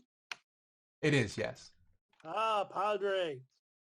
I haven't been through this way for a while. Here, I've got a fat turkey for you. Oh, thank you so much. Yes, it has been too long since we've seen you, and why is that? Sorry, Padre, I've just been working. Well, I'm quite a pious man myself, but, you know, the Marquee is quite a distance from here. Yes, true. We all have our tribulations. Indeed. Come inside. Get out of the sun. Land sakes, that sounds great. All right, as soon as we walk in, I definitely got to go douse my fingers in water and go down on one knee and do the whole thing and bite my thumb. And Alrighty, so you take care of your ecclesiastic obligations. Is anyone not going into the church? I'm in. Oh, George will certainly walk on inside the church. His rituals are just a little bit more voodoo, but we'll pass for Catholic if no one looks too close. Good enough. Bang. so I assume we sort of get like to his office, rec room area or whatever. And I'll be like, so Padre McFadden, I'm not just here just to kind of like visit or anything like that. I also got sort of a question for you. We had a gentleman come through.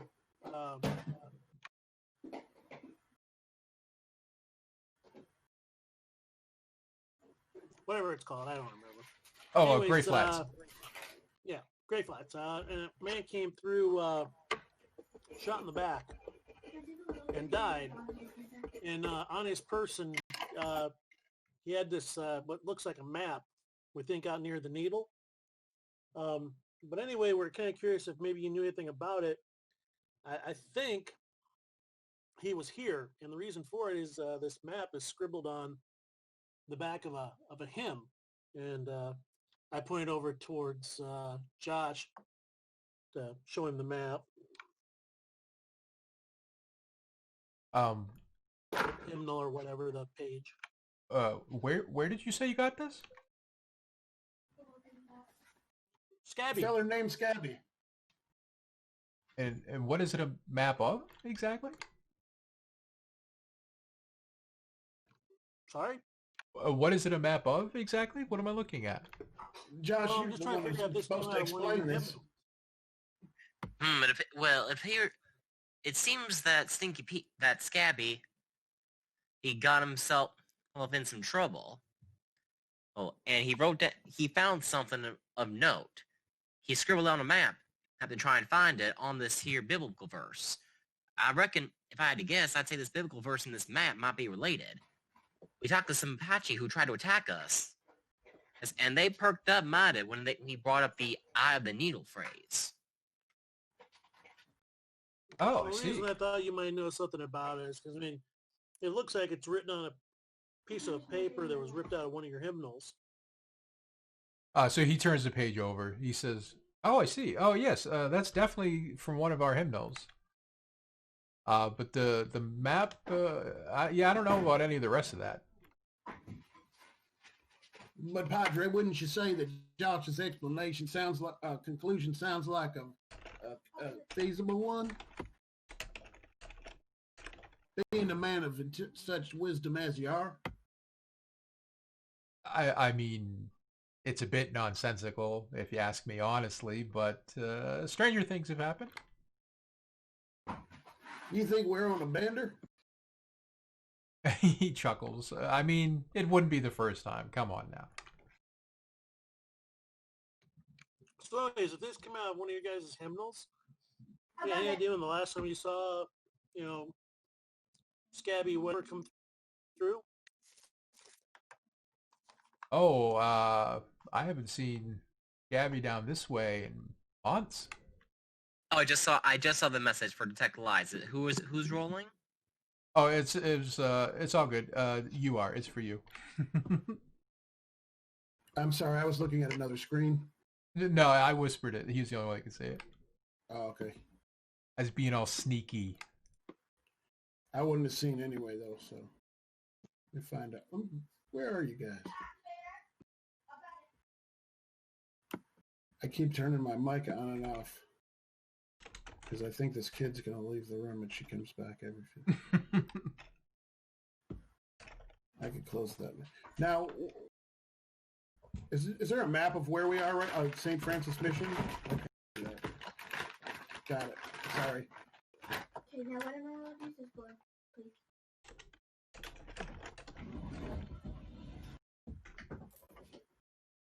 Let's see. Did I share that map? I may not have. I saw. Oh, there it I is, see yeah. here. Yeah, I mostly just put it up for. I mean, clearly he's not. In the closet of that. Something he pulls out a hatchet and a knife. My He charges you. favorite, office.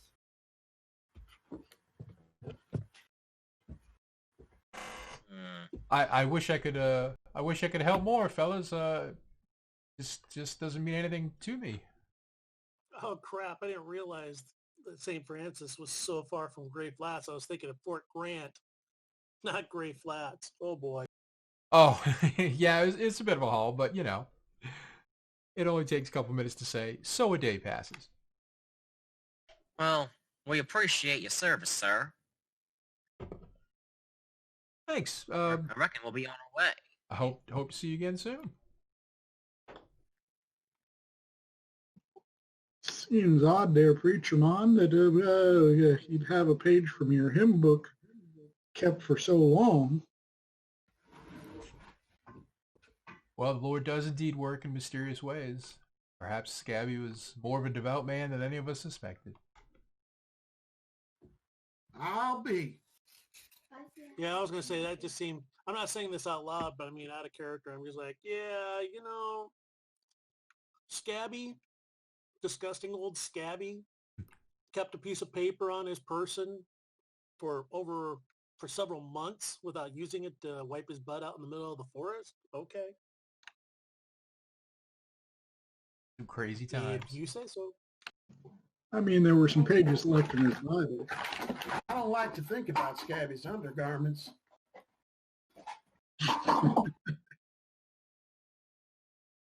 I believe I'm going to change the name of this adventure to Scabby's Undergarments.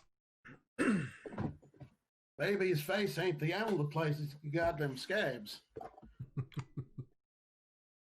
You may possibly find less players for that one. Now, does he have several smaller scabs or one giant scab? Ooh, good question. I think some things are just best not considered. First I the one and then the other. assume they were plural. Because he's scabby, So Padre McFadden seems genuinely pleasant. He is happy to see you there. He does seem genuinely to hope to see you again. As you're heading out the door, he says, "Do you need any supplies for the road? Any water? Anything you can take with you?" Some water yeah, would be nice. We'll take you up on that there, Monsignor. Oh, absolutely. So he motions for one of his friars to grab a few canteens, say 6, and gives them to you guys to help you make it back to civilization. Curly says something that's totally inappropriate, like, "Thank you. This looks quite a congregation you have here, Padre." Oh, we are tiny, but faith of a mustard seed and all that. I'll be. Indeed, Preacher Man, 'tis a fine thing you do. Fine thing to try and bring your faith to these savages. On that note, what is your opinion of the natives here, sir?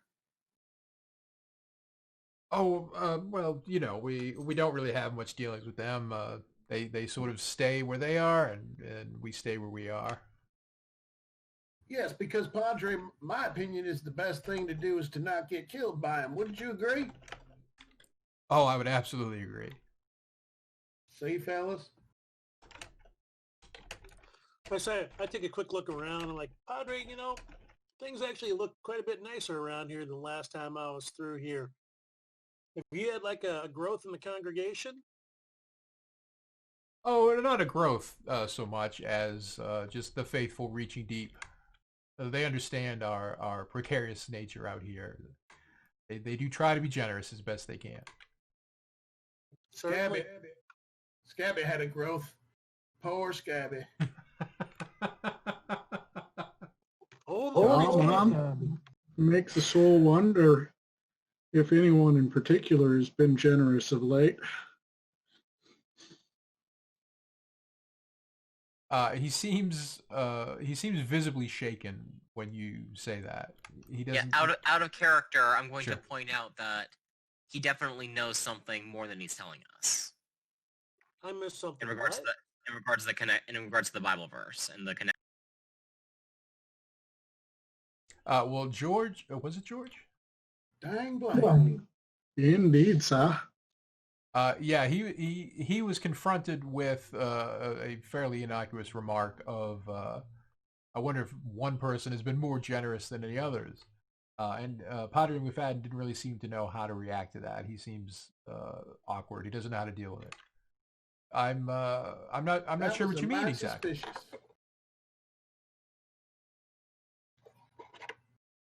He's we're acting squirmier than the gray-haired squirrel between the beat of my rifle's hairs.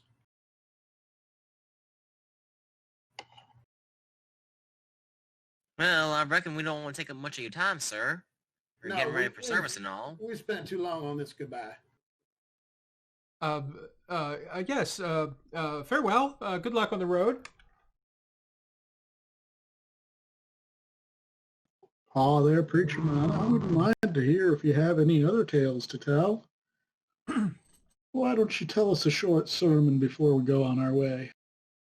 Uh-oh. Oh, I wish I had the time. A preacher man with Come on, no Padre. time for It's the preaching?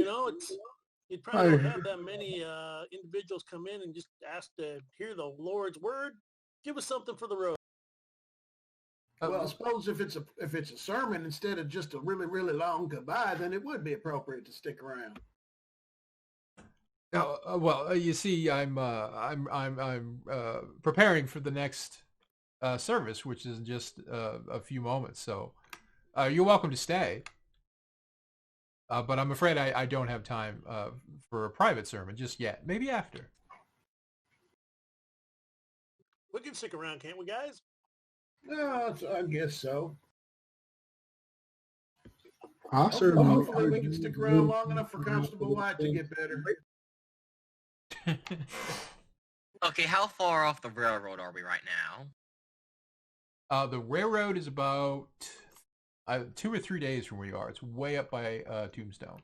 No, I mean the Story Railroad. Oh, I understand. I'm not always the brightest bulb. There's not really a whole lot of structure. Why do you feel like you're floundering? Are you guys? It kind of feels like there's something else we need to do. I don't know if but either we're missing it or if we're wasting too much time with the church or something else. Okay. Well, since there's only like a half hour left, let me just sort of sum up, kind of encapsulate where we are now. You can go from there. So the whole thing here with Padre McFadden, as some of you have already sussed out, is he's not very good at lying, and he is clearly trying to hide something. He seems to be sincere in his knowledge of Scabby Jim. He does know him. He does know him to not be a particularly religious man, so their paths don't really cross that much. Scabby Jim is not really on his radar. He had no real reaction to that. What? Right, to the fact that Scabby had the hymnal page, he didn't seem perturbed by that. It wasn't until later, right? Yes, exactly. Yeah. The part that really sort of threw him and put him into this nervous froth was when you started talking about things like the map and Scabby Jim found something, and particularly when you mentioned the needle in the song. And the Native Americans, all that stuff. He keeps looking away. He doesn't know what to do with his eyes. He doesn't know what to say. He keeps stammering over himself. Does he know we know that? He doesn't seem to be. He does. I don't think he has enough experience with lying to know whether he's good at it or not. So to his mind, he's just completely. We don't want to keep you from your service. We'll maybe take you on that offer some other time. Yeah, we can always stop back. So he absentmindedly. Hi, indeed, Brother Hahn. I understand if the preacher here doesn't want a colored fellow in his sermons. Oh no, all are welcome in this house. Busy now, George. But if you must go, you must go. And he sort of wipes his brow without thinking about it, as if he's relieved. But I do hope you come back. And he does seem genuine about that part.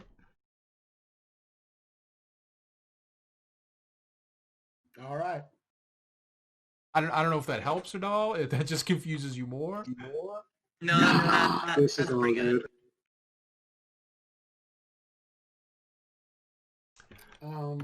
So I guess what would be the communal plan from this point? What's your intention? Well, we've only got half an hour left. It feels like we basically just putzed around in town. Is this how all the Dutchman games have gone so far, or is pretty much everyone found something by now? I'd say every group found something, but they were all different things, so. They all found friendship along the way. That's exactly right. I tell you what, we got half an hour. I say we head for the needle. Let's do it. Yeah, that's what I was going to say too. I'm kind of leaning towards hanging out and seeing who this preacher's waiting to come in for a sermon. We're already halfway there. It doesn't seem like he cares if we do that or not, so that there's nothing juicy there. You know what I'm saying? Straight into the trap it is then. I mean, way out of character, I'm thinking, yeah, the best thing to do is follow the map best we can. Okay, so sounds like the intention is to head towards the canyons, towards the needle. Correct. Good enough. Okay. Or see if we can find a horse or something. So we're not walking there. No, I see. Yeah, my bad. I watched Jumanji the other night. Nothing bad is going to happen. Yes, we don't walk. I definitely assumed you all had horses. Yeah. What could possibly go wrong in perfect ambush country? So you hit the road. You start heading for the canyons. You look back, and as you're slowly riding away, you do see people kind of coming up in small wagons and whatnot for the service. It doesn't seem like he was lying about that. There is a service going on. So that fades in the back. You travel. It's hot. It's dusty. Montage. I know you're adventurous, so you're being careful. You're being cautious. You don't. I'm more of a cowhand myself. You don't see anything out of the ordinary. I'm used to the open plain. About midday of the following day. You've camped, of course, and had something to eat, whatever. You can see the canyons just jutting up over the horizon. I figure another hour or two, and you'll be at the canyons. As they get closer, I don't know if any of you, if your characters have actually been out to the canyons. Bit remote. There's no real reason to be there. Right. But I've been there. I figured you. Curly hasn't. Curly hasn't. He sticks on the ranch. Yeah. The box Everybody's canyon, got a place where they belong. it's not quite as it's not like the labyrinth from the movie Labyrinth. It's extremely windy and very confusing, very narrow canyons. It's very difficult to find your way around, and people get lost frequently. There's a lot of dead ends. A lot of times you have to backtrack, all that stuff. Darnation, this is a confusing place. Now, thankfully, you have a world-class tracker with you and outdoorsman, so hopefully you will have some better luck navigating. Huzzah! So Brother Mom, you go ahead and sniff the ground like a hound dog. I'll watch your back. you have found your way to the canyons. So what is the intention from this point? What's the plan now that you're here? Now, does Scabby's map have a definite location, or is it vague, or what's it looking like? Well, there's no actual indication that the X on the map is supposed to be the needle, but it is it's a good guess. I mean, there's nothing else really around here that is that prominent. What about the squiggly lines? So do they look like they go to any place in particular from the needle? They look like they were written. It looks like they weren't all drawn at the same time, judging from the color of the ink. It seems like maybe he drew the X and then one of the squiggles, and then maybe a week later he drew a different squiggle, and then maybe a week or two after that he drew a third squiggle. So we're heading straight, but no, I mean like if we were to, if using the trick I did before of interposing the map with the X and the squiggles, did the squiggles themselves when interposed next to a map look like they led anywhere? Oh, gotcha. No, there are a few trails in here that the army has sort of come in and laid and put on their maps, but they're very scant and far between, and none of them matched up with those particular squiggles. No. Okay, so the squiggles are mainly like topographical markings. No, they look like paths, but they don't match the paths that are on any of the official maps that you. They're engines paths. Yeah, that's. So do you want to follow one of these paths before we go to the needle? Maybe we should follow. I just realized something. Maybe before we go to the needle, we should follow one of these paths, see if they might give us a clue where to go next. Find out where specifically the eye of the needle is. What I'm saying is, if there's a destination on Scabby's map at all, we should check that out first. Well, there is a destination, but it's imprecise. Right. Well, we've established Like that. it uses the eye of the needle, and the needle is the mountain. So the eye of the needle could mean anything. Could mean the top of the mountain. Could be a particular landmark on the mountain. Well, Carly's in no hurry to go messing around in the wilderness, but if that's where the goose's gravy is, he's willing to follow along.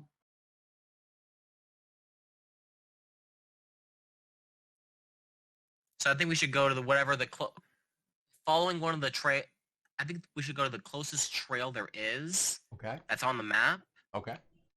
And follow that trail in the opposite direction of the needle to see if we can find any clues in that particular location. Gotcha. So you're basically trying to go away from the X to the end of the squiggle. Correct. Perfect. So the one closest to you, judging from the color, is probably the most recent one. And it's you do have to stop and backtrack a few times, but depending on how Enrique's tracking roll goes,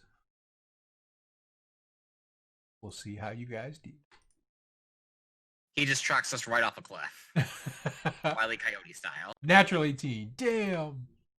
Oh, well. Yeah, it's a good one. So Enrique's good at what he does. He spends a lot of time outdoors. There, like I said, there are a few backtracks and whatnot, but he does eventually get you to what you think is this squiggle. And it is, in fact, this little...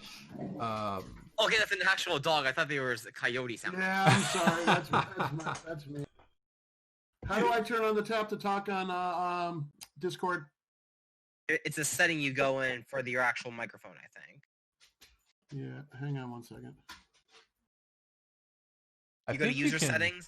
You go to user settings, voice and video, and then the input mode, push to talk, and you can select the key to. Where's user settings? If you on the lower left-hand corner, you should see your screen name. Yep. You should see a microphone. I didn't see it in there earlier though. What's the tag? You click the gear icon, and then you go for in the app settings, voice and video. There it is. Okay. And then you can assign a shortcut key to press. So as long as you're holding that key down, it'll play the microphone. But if you don't hold the key down, it won't hear anything. It looks like you can mute yourself too from that same menu, just with a click. Boop.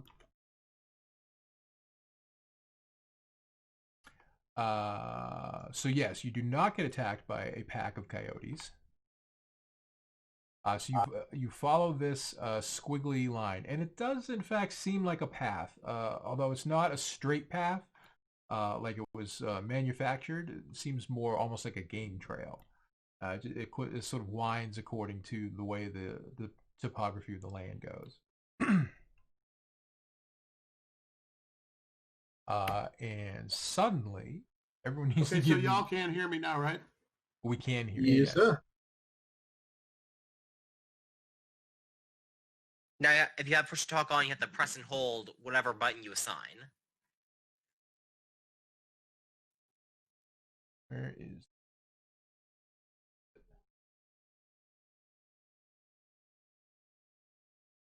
If you're talking right now, we can't hear you. That's what you're asking. Where is? But can you hear me now, though? Yes. Yes. Yes, sir. Bank, blacksmith, cantina, Fort Grant. Where the fuck is the? So suddenly? Yeah, I'm looking for the map. It's like gone. The one that we were just using, the generic desert. I can't seem to find it. Uno momento, por favor. This one? The Great Flats?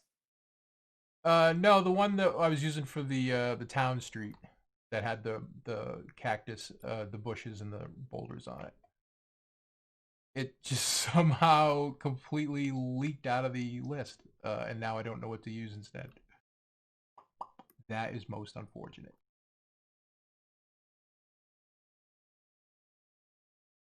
Huh, weird. Okay. Well, what the fuck do I do then? Oh, I renamed it to Constables. There we go. Okay.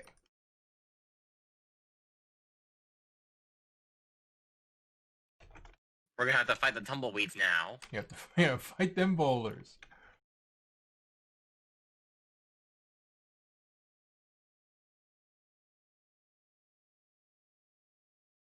All right, so I'll put you guys on the map down here on the south, and the trail that you're following is heading to the north.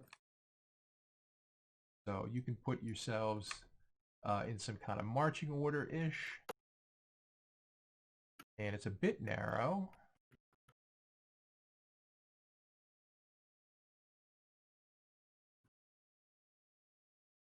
Kind of does one of those.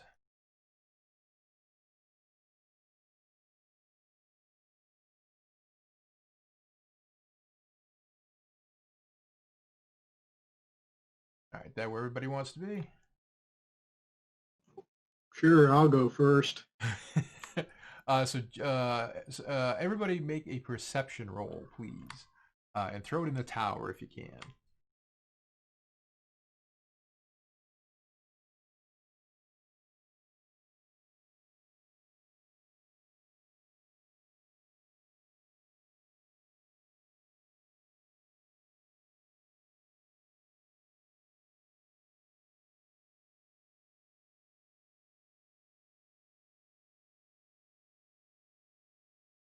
Need Curly and Enrique.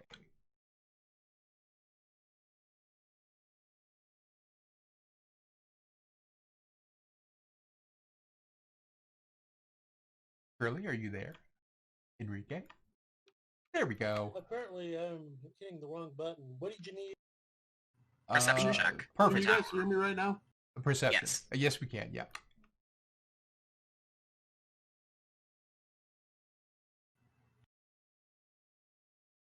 Nice. So you all rolled really well. You should be very proud of yourselves. Everyone, as you turn this little corner in the canyon, you at the last second up above, right in front of you, sort of here-ish, up above on a small ledge up the canyon wall. At the last second, you see a glint of glass, like something flashes, something catches the light. And that is the only reason that you get to dodge the rifle shot, which is about to come your way.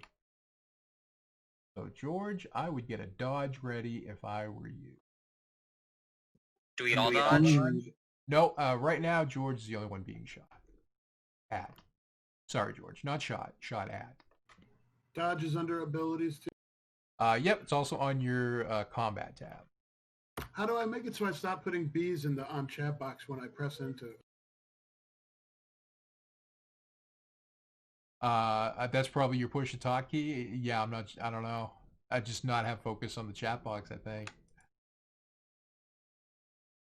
Yeah, I keep trying to do that, but there's more B's keep appearing. Oh, you dodged. That's good. It depends on the key you assign. If you put like a character or something, and it'll just keep typing it. You have to use a character that isn't like a typey character. Like I use control. Yeah, the tilde or a function key, something weird. Yeah, success by 5. This calls for screaming, get good while I fast draw. I just found out that 360 no scope. You found out what? So you turn the corner of this canyon. A shot rings out from up the canyon wall. Normally you wouldn't get a dodge for that kind of ambush, but you all made perception checks and you all saw this little glint of something shiny catching the light. So George, you managed to dodge. Do you dodge off your horse? Do you dodge with your horse? Like what's going on here?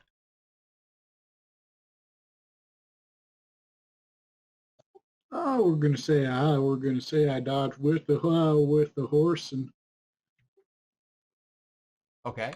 So we're gonna hit combat time now. Now, Enrique, even though you are further back in the column, you are actually faster than everyone else in the party, so you are still number 1. So a shot rings out. It seems to have missed George, who's at the front. What would you like to do about that?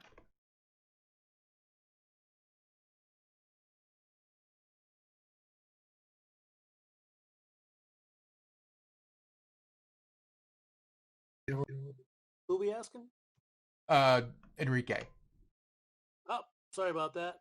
He jumped off his horse, and we saw where this shot was coming. You can. Yeah, everyone saw where it came from.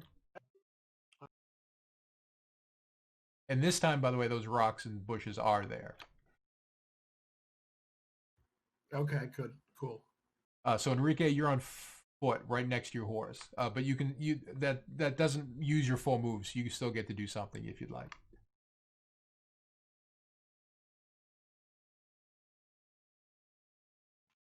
Probably cover. Looking for cover. Fair enough. As luck would have it, there's this short stone right there. Give you some cover. I'll bring up the rear, y'all. George Washington, it's your turn. So you're heading back. How far off's that shooter? In heavy cover, of course. Looks like about 12, 15 yards. I am the gunslinger. You are. Is the squiggle mark up there the shooter? Yeah, I'm going to go ahead and take a shot. I'm going to go ahead and. Don't mess with old Enrique. So you can see the glint moving around. You take a shot. So your weapon is out. You have successfully fast drawn. And now you're going to try and plug them.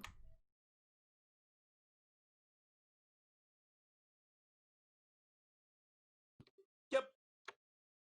So roll your weapon skill. Pistol, whatever you're using.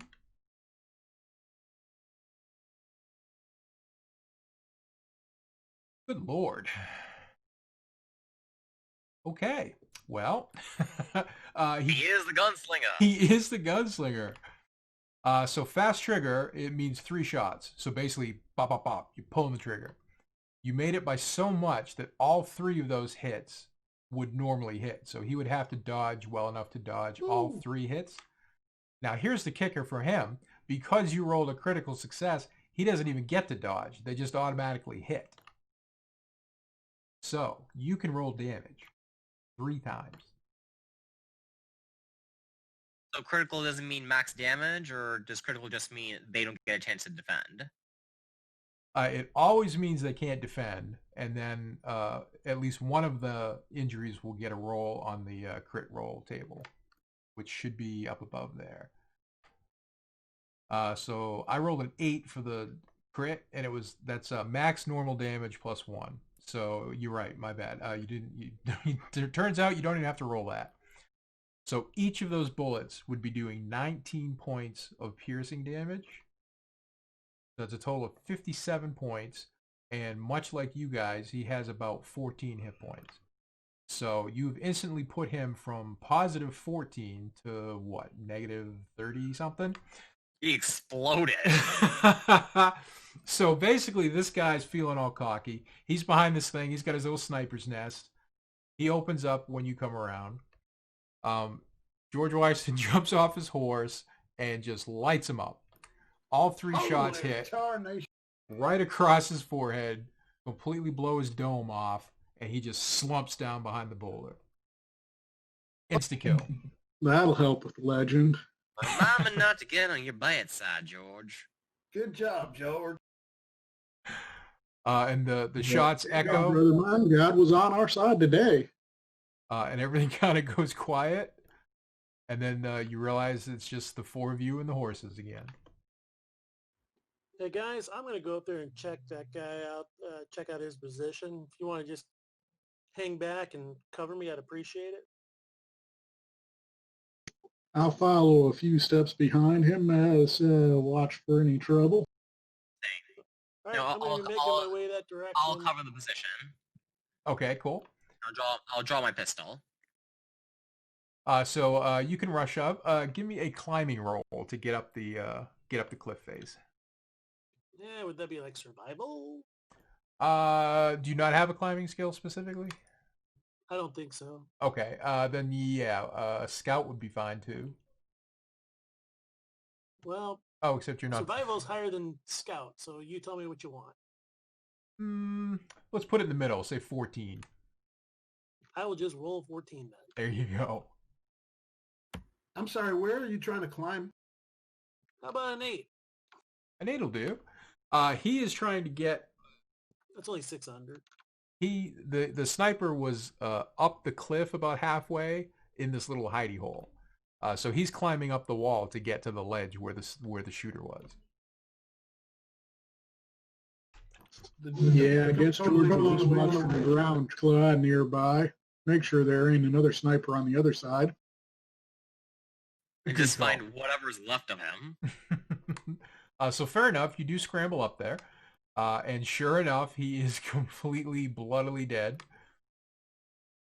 He seems to be alone here. There's no other path or anything, so he must have climbed up just the same way that you did. But he's got a blanket laid out behind the rock. He's got extra rounds there waiting for him. He was clearly intent on. He knew he was going to be here for a while, and he expected people to be coming. Very odd. But what kind of heat's he packing? He has a very long rifle, and the entire barrel has a scope. Not like a modern rifle, where it's like a third of the barrel. This is like the entire length of the barrel. All right, I'm gonna police up his stuff. You know, if there's a rope nearby, I probably. If not, I have rope myself. Um, I'm gonna sort of like satchel this stuff up and Eminent domain. You don't need to Send it tie him down. up. Yeah, just the stuff. yeah, that's no problem. So he's got this really nice fancy rifle. He's got a couple of peacemaker revolvers, gear rations, a lot of the same stuff that you do actually. Stuff for being out and about on the desert. Can I tell like approximately how long he's been here, or how he came up here, or how often? The closest guess you could make is based on the fact that there's an empty canteen and a half a canteen. So maybe a day and a half, 2 days. Okay. You've been up here a I'm while. just trying to figure out. I'm trying to figure out why he's up here. That's the part I don't understand, guys. Sure. Did you bring down the rifle with you, or is he still up there? Yeah, so you can come down with all your stuff. That's no problem. You have to roll again for that. Roger.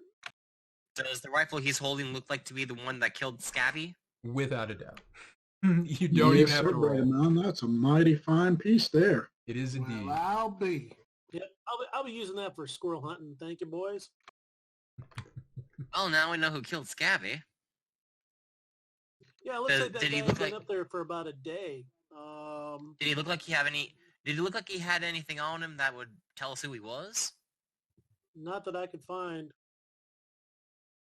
You didn't go through his entire packs, but you did use the pack that he had up there to gather all his stuff. But you didn't really look at it closely. You just kind of scooped everything in. Looks like somebody don't want anybody to know what Scabby found. Yeah. Start going through his backpack. I find a German Iron Cross, a copy of Mein Kampf, and I find a plastic piece, square piece that has a bunch of barcode on it that I don't understand. Looks kind of pretty. These are some strange boys. That is actually funny that you mentioned the German Iron Cross, because when you do sit down and have a moment for the four of you to actually just rip through this thing item by item, in amongst all the stuff, there's a small book. Looks like a journal. On the cover, it's a leather cover, and it's been branded. It says JW. And if you open it up, it is written in some language that, well, it's not English, it's not Spanish, and it's not Apache. It's probably a cookbook from the old world. Probably. They got Germans out east. Although, actually, you do notice about halfway into the journal, and you can tell it's a journal, even though you can't read the writing because you'll see like numbered days and stuff. About halfway through the journal, there's a picture of a mountain that looks oddly similar to the needle. I may not speak German or understand the language in there, but every once in a while, I run across words like "yug sug off." Different game, I keep yellow. telling you. What's that? I'm sorry. I said different game, I keep telling you. Oops. That's the next game. The next game. Well, Alrighty, brothers, guys, we need to charge this needle. We got 5 minutes. Yeah, let's I go. reckon we saved the cord of hanging. I'd go ahead and take them them extra pistols if he ain't going to need them no more. He is definitely not going to need them no more. Curly's silly, but he ain't no coward. So All of a if sudden, you, the guy steps out from behind a tree, looks strangely like Von Damme from Time Cop with his blue jumpsuit. What the heck? it is definitely not Time Cop. The rear. So you continue forward into this little where it kind of opens out a little bit. If you go to the east a ways, It eventually forks around into this extremely narrow little way. You can't even bring the horses through. You have to literally go through like on your side. Wait, so what was in the journal again? There was A picture. a picture of the needle, picture of the mountain. Like a better picture, or just the same sloppily drawn one? The same in the fact that it's drawn, but it's drawn much better than Scabby Jim's was. This is definitely not Scabby Jim's journal. Yeah, it's strangely weird. It's got to be a painting, but it's 3x5 and it's like really thin, and you can't even see the brush strokes on the front. I don't know, and the colors are just amazing. It's a tablet. But in the not in the journal, but physically in the canyon, you find this a smaller canyon that the horses can't fit through. You have to go through just yourselves physically. I don't like confinement. I can do it. Is there anybody not going through? I'll do it. Okay. So the four of you squeeze through. It can be a tight fit, but it's only maybe 20 yards. Before we go in, I'm going Sure. to draw my pistol just in case. Can't be too careful. I'm preparing myself for cavemen and dinosaurs. So, all right, let's go. So you come through on the other side, and it opens out into this a slightly larger canyon. But the only way in or out seems to be this little cleft that you just came in. And in this opening, there is an opening in the side of the mountain. Looks like it's man-made, but not very technically, not very well. There's no like lumber support or anything like that. It's just a big hole carved into the side of the mountain. That looks conspicuous. Let's go check that out. Obviously, nothing bad can happen. So trusting. Curly's gonna draw his pistol now too. I absolutely refuse to draw my pistol because obviously nothing bad is going to happen. George doesn't need to draw his pistol ahead of time. George He's the has his finger gunslinger. guns. That's right. Yeah, clearly we're pretty close to abutting the deadline here. I am armed with a good attitude. In a nutshell, you find your way through this hole, and it goes down, down, down. And assuming you investigate, that's why you're here. It eventually opens out into a large, again, man-made tunnel. None of you have, as I mentioned, any like actual legit mining experience, but even just to Then it caves in behind us. then it caves in behind you. Just to the naked eye, you can see thick veins of gold running through the sides of this cavern. It is literally just dropping off the walls. There are flakes of gold all over the floor, all over the dirt floor. And here and there's a few like old burlap sacks that are filled with gold that has clearly been taken off the walls and whatnot. Well, shoot. You investigate for a while. It's very tense. Eventually, you do find a few people here in the mine, but they are unarmed women and children, and they are Apache women and children. They got this much gold, then why are they ticked off at like one Guys, small can you piece that do they it cut? here? You speak Apache, so eventually, of course, you manage to get the story out of them. The man that you killed has basically been enslaving members of the Apache tribe that lives in this canyon and forcing them to dig the gold out of technically their own mine. Hooray, we killed the right person! You did kill the right person, completely accidentally, but it's okay. Good job, George. Please inform them that your husbands are all safe. They're in town, and they've been taken, and they're banged up, but they're alive. Well, that's They very might nice of even you. stay that way if we can find a real doctor. They're alive now, but no guarantees. Well, we'll leave that. We'll keep that part to yourself. Gold. So they've been using this gold forever to barter in distant towns for what they need. And their point of contact was this scumbag sniper that you guys managed to take out. He's a bad guy. It was basically a pretty incredible shot. He took him out in a single pass because he was pretty much going to take out probably at least two of you when it came down to it. But he never really got the chance. So the upshot of this whole thing in the broad strokes are the Apache Braves are returned to their family. The only four that know the location of the mine or even the fact that the Apache are still living there are the four of you. So that's basically on you. But the Apaches themselves take you into their confidence and after some negotiation are willing to basically go into business with you if you would like to, and you could be their point man, take a cut of the gold, and you know, have a prosperous business relationship that way. That works. Sounds pretty good. I reckon my red brothers would treat me better than my white brothers. Couldn't be worse, right? So quick epilogue. How does let's go right down the line here. Where does old Curly go from here? What's his wrap up?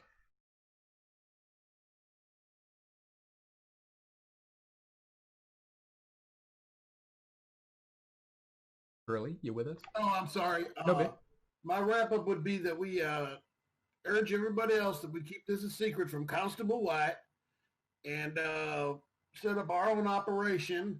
And I can't tend to it full time because I'll be out of the ranch keeping up appearances. But somebody else will have to do all the work, and you can just bring me bags of gold over there, and I'll keep quiet. Fair enough.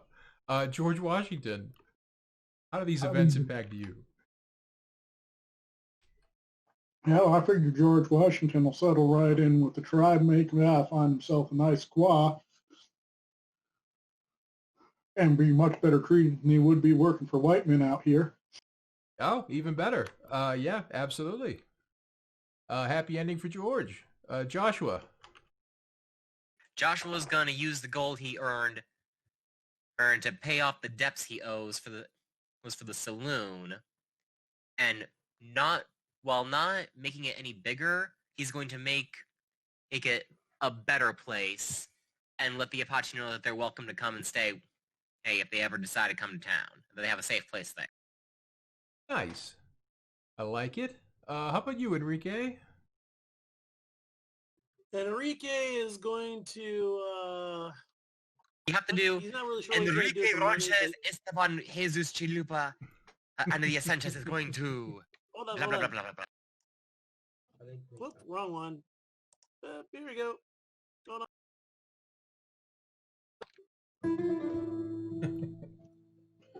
Enrique is Catholic. He will certainly get It is married and his have money. 17 children. Invest it wisely. Lives happily ever after. I like the sound of that. Well, Actually, I just don't see Enrique being the type of character that would settle down for very long.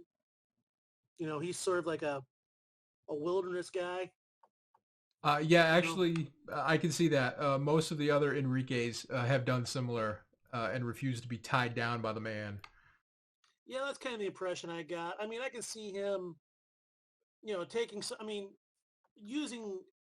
his cut and, you know, maybe he builds himself a nice ranch or something like that, far from people and, you know, but I mean, I don't see his needs being the same as other folks, I guess. Yeah, not extravagant. He just very nice.